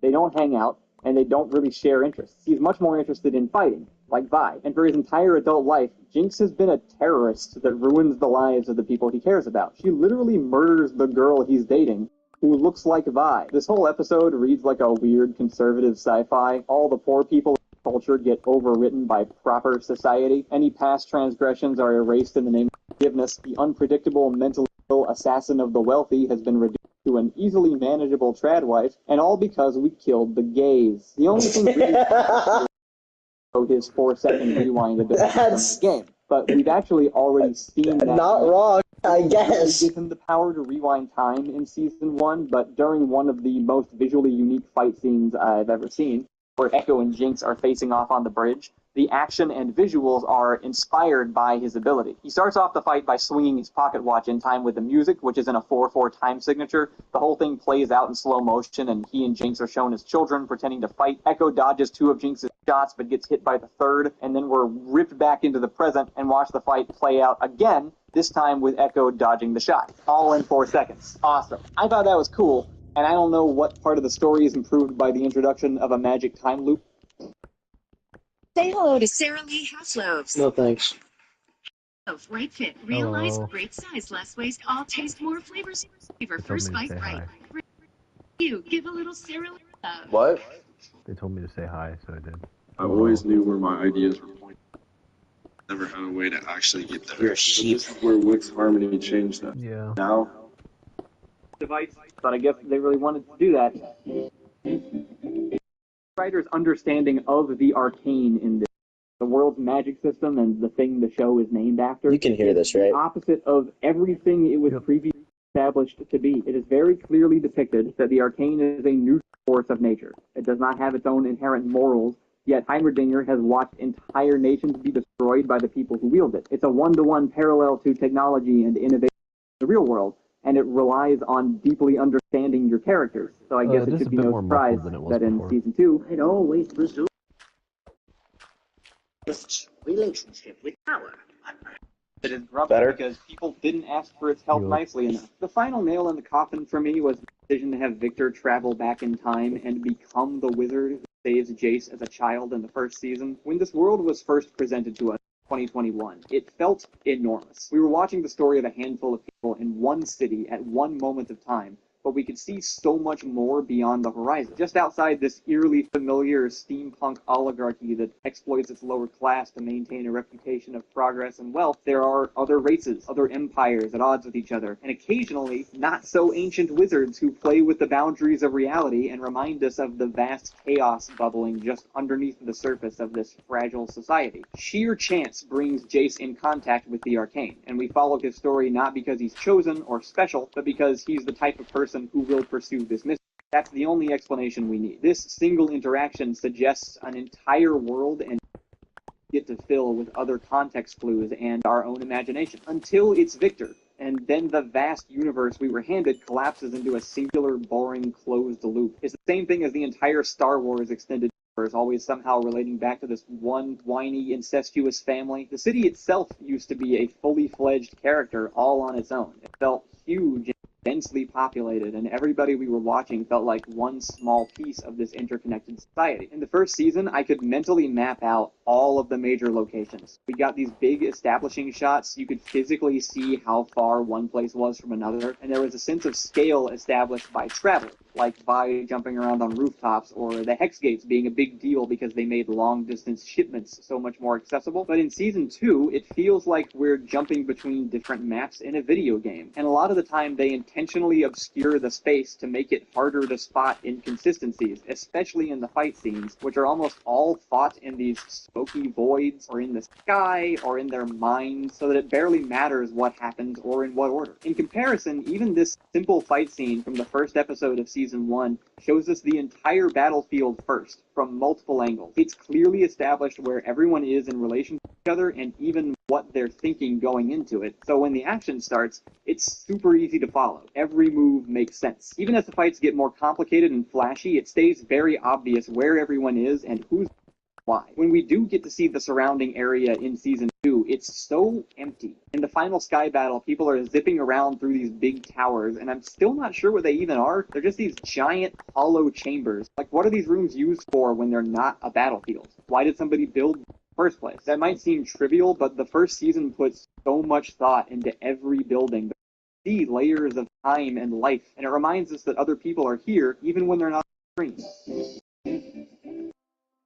The unclear sense of time and space this season is that so many important events have been relegated to montages. I get that the animators are incredible at mixing art styles. They're very talented. Please give them some more money. But I've personally written enough mediocre screenplays to know that this is what it's like when you have information to tell your audience and you haven't written anything down to communicate that information. I bet anything that for these parts the script says little more than "they fight," or "don't forget Silco is dead," or "everyone has blue hair now," and then it gets handed off to the animators to figure out how to tell that story. They're doing so much heavy lifting just to communicate something that should have been the writer's job, and so we end up with half the season being told in a music video. By the time we get to the last couple of episodes, we've introduced and ignored enough plot twists to fill another several seasons. Now we're just going to go through the motions of every blockbuster since the Avengers. The bad guys finish their terrible machine, any background characters get turned into zombie puppets, and our heroes split up into little mini-fights, all moving steadily upward so we can have our final emotional confrontation in some disconnected void space, while the underdog character flies in at the last minute to turn the tide with their newly acquired superpower. Everybody's got to put aside their grievances over past genocide so we can all team up to deal with the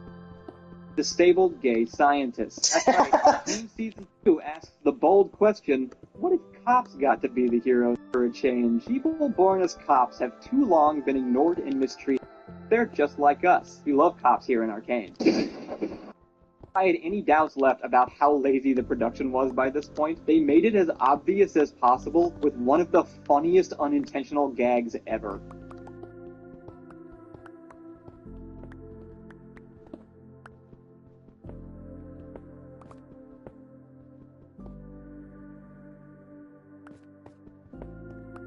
Quiet. How did that make it into the final edit? Jace walks into a dead silent room and yells, "Quiet." I didn't change anything. That was exactly how it happens in the show. Like, did nobody do a quality inspection on this thing before it went out? Did they just think everybody would be too out of it at this point to notice? Because I was pretty close, so fair. And if that wasn't bad enough, the same kind of thing happens again. No! This is the culmination of what I was talking about earlier with Echo and Heimerdinger in the vents. This moment could not make less sense. Mel spontaneously generated these powers maybe a day ago, and they are incredibly undefined. I still have no idea what they even are. I don't believe she knows what they are. Caitlin there, the one who yells "now" with extreme confidence, has no idea what's going on. These two have only been in the same room together one time this season. They aren't friends. They don't have a single reason think about each other. Caitlin could not possibly imagine that Mel possesses an invisible amulet that will send her own mother into the black spooky witch dimension, because that doesn't even fit into the existing magic system established in this universe. They've barely looked at each other the entire fight. The only reason it says that is because that's what you do. Meanwhile, Jinx takes some personal time to place each individual hair. It sounds like he's critiquing the Black Rose, but that's an actual thing in the real League lore. No, he's critiquing the fact that Caitlyn has no fucking idea what Mel's deal is the past couple weeks, has not interacted with Mel one single time in the entire series, especially not since she got the very ill-defined and hard-to-explain by anyone, including me, who has seen all of Season 1 and 2 and has no way of understanding how any of those powers work without understanding external lore of the game that the show did not give. But Caitlyn suddenly just understands that the powers are supposed to send her mom to the spooky, bizarro, upside-down dimension? I don't get it, man. Yeah, neither do I, totally but right. I'm going to stop He's watching totally right, video because I want to be able to be a dumb little idiot and enjoy Arcane. That's fair. Because it's starting to make less and less sense. It looked like 5-10 minutes. I already... Oh, he doesn't say anything that's much more damning than, like, what he's already said. In fact, he, like, backpedals and says it's, like... He clarifies that it's not, bad to like things that aren't necessarily... You know, what does he say? He says it's not bad to like Season 2. It's, if anything... People. I don't believe she knows. What was it? Anyway, just finish the video. There's 6 minutes left. I don't remember what on earth he talks about, but has no idea what's going on. These two have only been in the same room together one time this season. They aren't friends. They don't have a single reason to even think about each other. Caitlyn could not possibly imagine that Mel possesses an invisible amulet that will send her own mother into the black spooky witch dimension, because that doesn't even fit into the existing magic system established in this. They've barely looked at each other the entire fight. The only reason it says that is because that's what you do. While Jinx takes some personal time to place each individual strand of her hair in a cute spiral pattern before trying to kill herself, but thankfully Echo reminds her that it's never too late to build something new. Which is, I guess, all she needed the whole time. So we could have saved that dinner party. Better late than never, I suppose, because now Jinx can stylishly jump into the final battle and make a big self-sacrifice move, shaking off any remaining emotional nuance and becoming a hero you might want to play if you download League of Legends. Also, Savika joins the council alongside Bran the Broken and Jar Jar Binks. After all, who has a better story? Man, I didn't even talk about her. Talk about me? Made its premise, and I didn't even talk about her. After all, who has a better story? What, Savika? Talk about her. I don't remember. Oh, yeah, Savika. Premise and its characters crystal clear. And the fact that the themes it introduced are not only absent in Season 2, but completely subverted, shows us that, at best, these writers didn't comprehend the story they were continuing. Very few stories will feel this devoid of meaning, because most writers, hell, most people, have enough instinctual understanding of storytelling that even a half-assed attempt will still contain genuine beliefs, sympathetic emotions, or characters that are predictable and understandable, especially if all the work of establishing those things already been done for you. But sometimes the story isn't written by people. Sometimes it's written by a conglomerate of video game executives who noticed that the show they signed over to Netflix turned out unexpectedly profitable. And they don't care at all about how the dedicated group of artists they hired to make it happen in the first place pulled it off, because now it's a billboard to advertise their 16-year-old PC game. If you enjoyed parts of Season 2 and you're still here after I basically trash-talked it for almost an hour, I'd like to take a moment to say I don't think you're dumb for finding the good. If anything, you're too smart for what they're giving you, and too trusting that they're as smart as you are. You see Mbessa go in to hug her daughter and get rejected, and your mind fills the gaps with this whole history they must have, because empathy is natural, and the assumption is that the writers are still doing what they were doing in Season 1. But if you think back for a second, you'll remember that Mbessa once responded to her daughter's mercy by beheading another child in front of her, and they don't have that kind of relationship at all. It's honestly too much work to have to pick our media apart like this, and you deserve better. It makes me genuinely angry another corporation exploiting something good just to grab hold of our already overtaxed attention spans, and even angrier to see it working. Season 1 ends with the inevitable outcome of everyone's best efforts. We've watched as Vi tries to make up for her mistakes without understanding them, as Jinx desperately clings on to anyone to make her feel loved, as Jace pushes back against the most deeply entrenched biases of his own society, and then as the council begins to unanimously vote in favor of Zaun's independence, Jinx fires a rocket powered by Jace.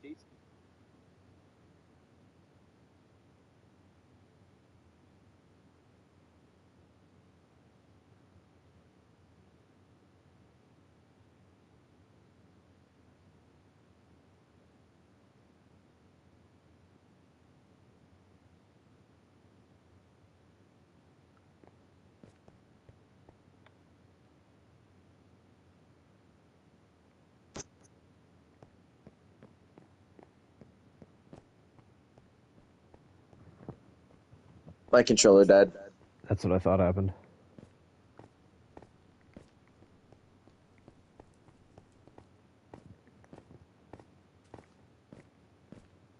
We have made What? a lot of progress. Yeah. Could you back it up to where it left off? Great art sticks I don't remember exactly where that is.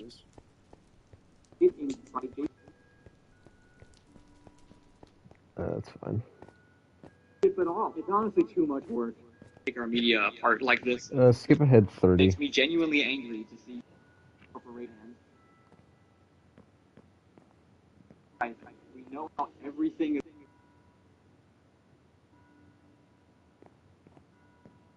across the sky, and it dawns on us that it was never going to end any other way. Meanwhile, Season 2 resolves all conflict between the two halves of the city by ignoring what they were long enough to pretend this was always a story about how violence is bad and cops are our friends. Is that singing?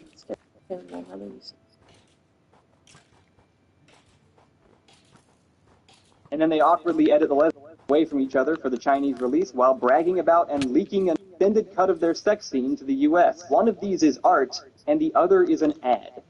And it undermines everything the art says to pretend they're the same. I think time will tell which of these seasons is actually worth remembering. Great art sticks around, and in Season 1 there is not one scene that doesn't serve a purpose. Everything builds and contributes to a greater story that you'll remember long after you've watched it. Season 2, on the other hand, forgets its own point before it even finishes making it. Anyway, writing. What was I working on before I got so mad about this? Oh, the anniversary specials. Fuck. That sex scene, though, I didn't know where to fit it in the script, and also I'm like, yeah, still straight and a man, but my thoughts have been sanctioned by the queer woman who wrote this video with me, and also by my wife. And like, did nobody else find it a little creepy that the bunch of writers were all talking about how they had an even more explicit version that Netflix had them cut?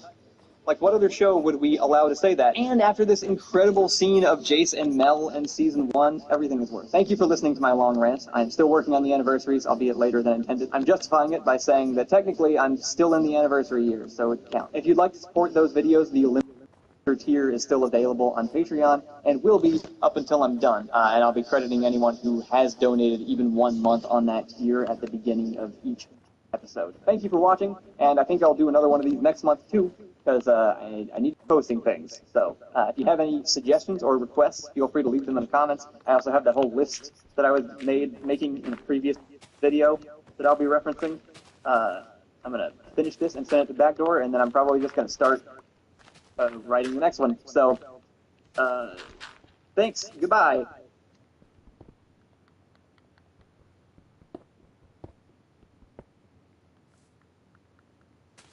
Ugh. Huh. Ah. Bye, son. Same. Aw, it didn't kill me. Why'd it kill you but not me? No fair. Don't worry, I'll kill you. Thank you. Oh, shit. There we go. I slipped.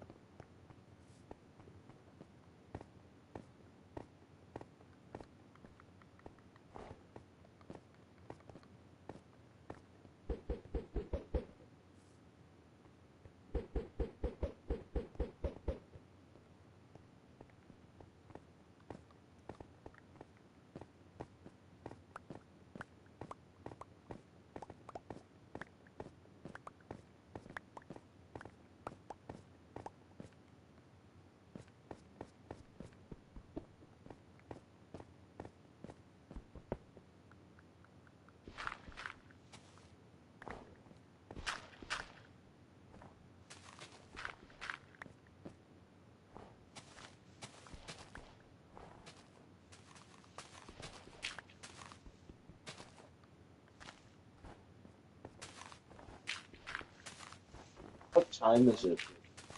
Probably nearly 4. It's past 4 in the morning.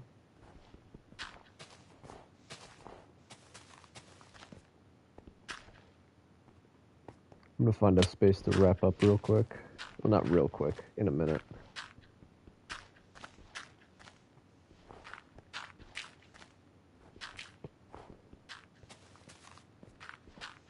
I wish you could just remove all the snow. Type in a quick command, destroy every snow.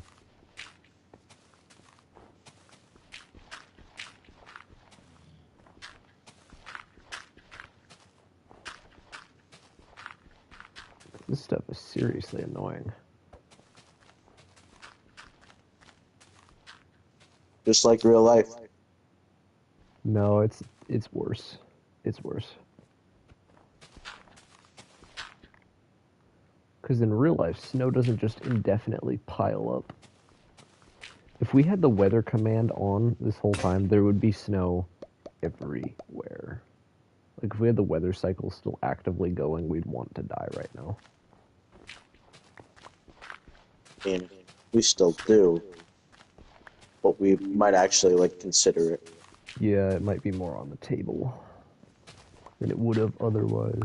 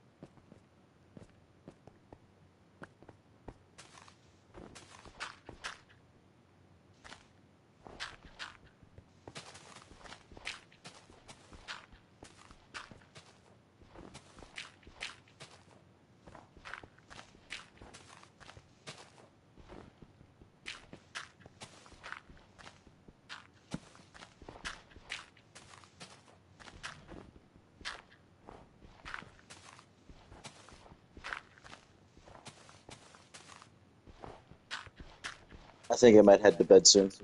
Same. This is getting strenuous.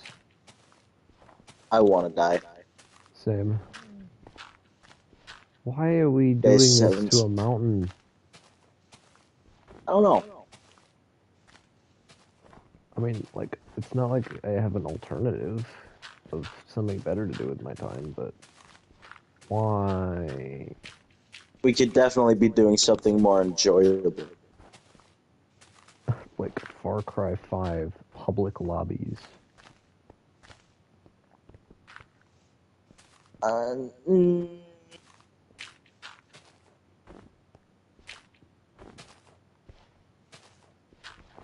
you think Avril Lavigne and the other one are still up? Probably. Are The Far you Cry down to 5 switch back? community never sleeps. No, hell no. Fuck no, I'm going to sleep. Okay.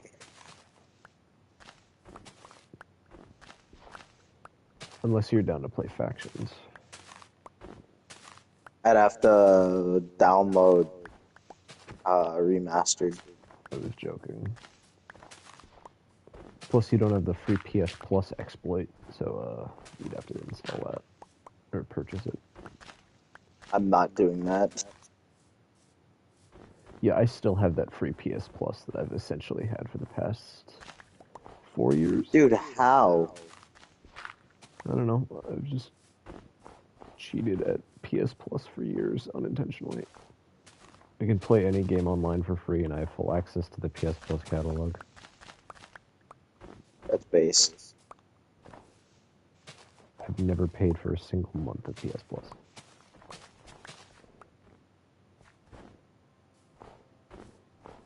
Remember PS Now?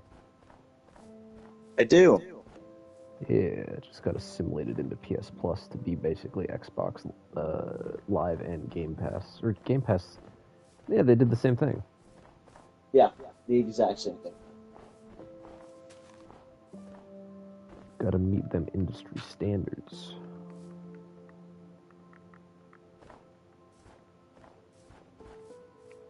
can't have gamers getting ideas. Can a gamer borrow a fry? Game. You gonna give it back? I mean, eventually. Then fine. I don't think a gamer's gonna want that fry back. It's just a hunch. Alright, you think it's a good time to call it? We're nearly at that tree now. How many blocks till we hit the tree? It's like 2.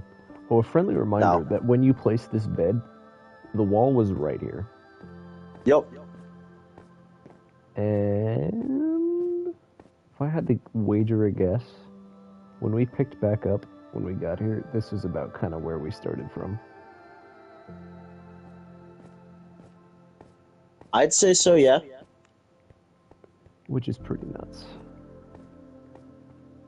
That is pretty nuts.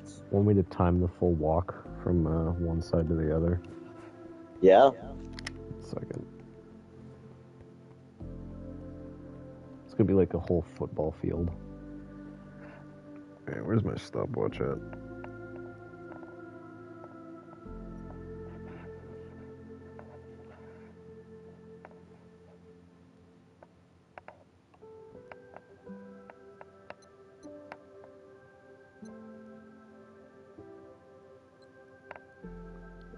Here we go.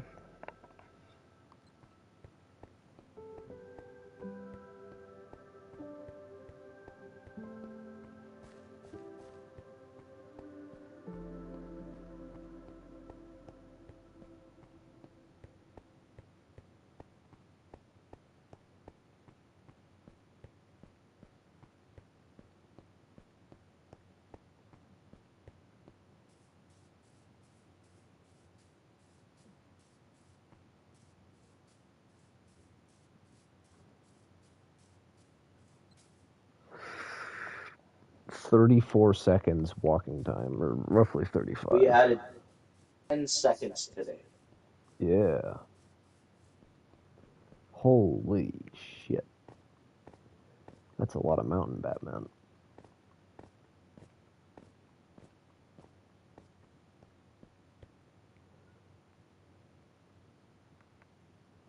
Ugh. It's been real. This mountain is stupid. So are we, so we can beat it. Yes. But at the same time, I don't know if we'd want to. It's a big mountain.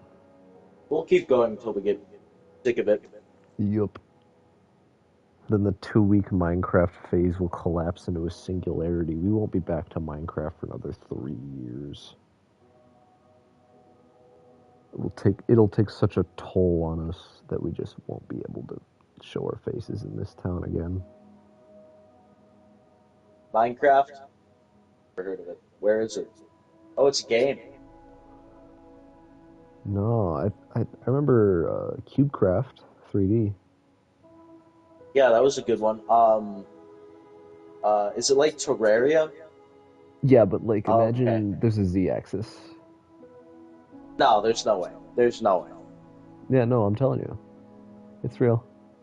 Dude, I don't buy it. I don't buy it. That seems like way too You will buy taxing. it for $39.99 buy now on PlayStation Store. No, thank you. That's what I said, but then I played it and I was like, whoa, that's like Terraria.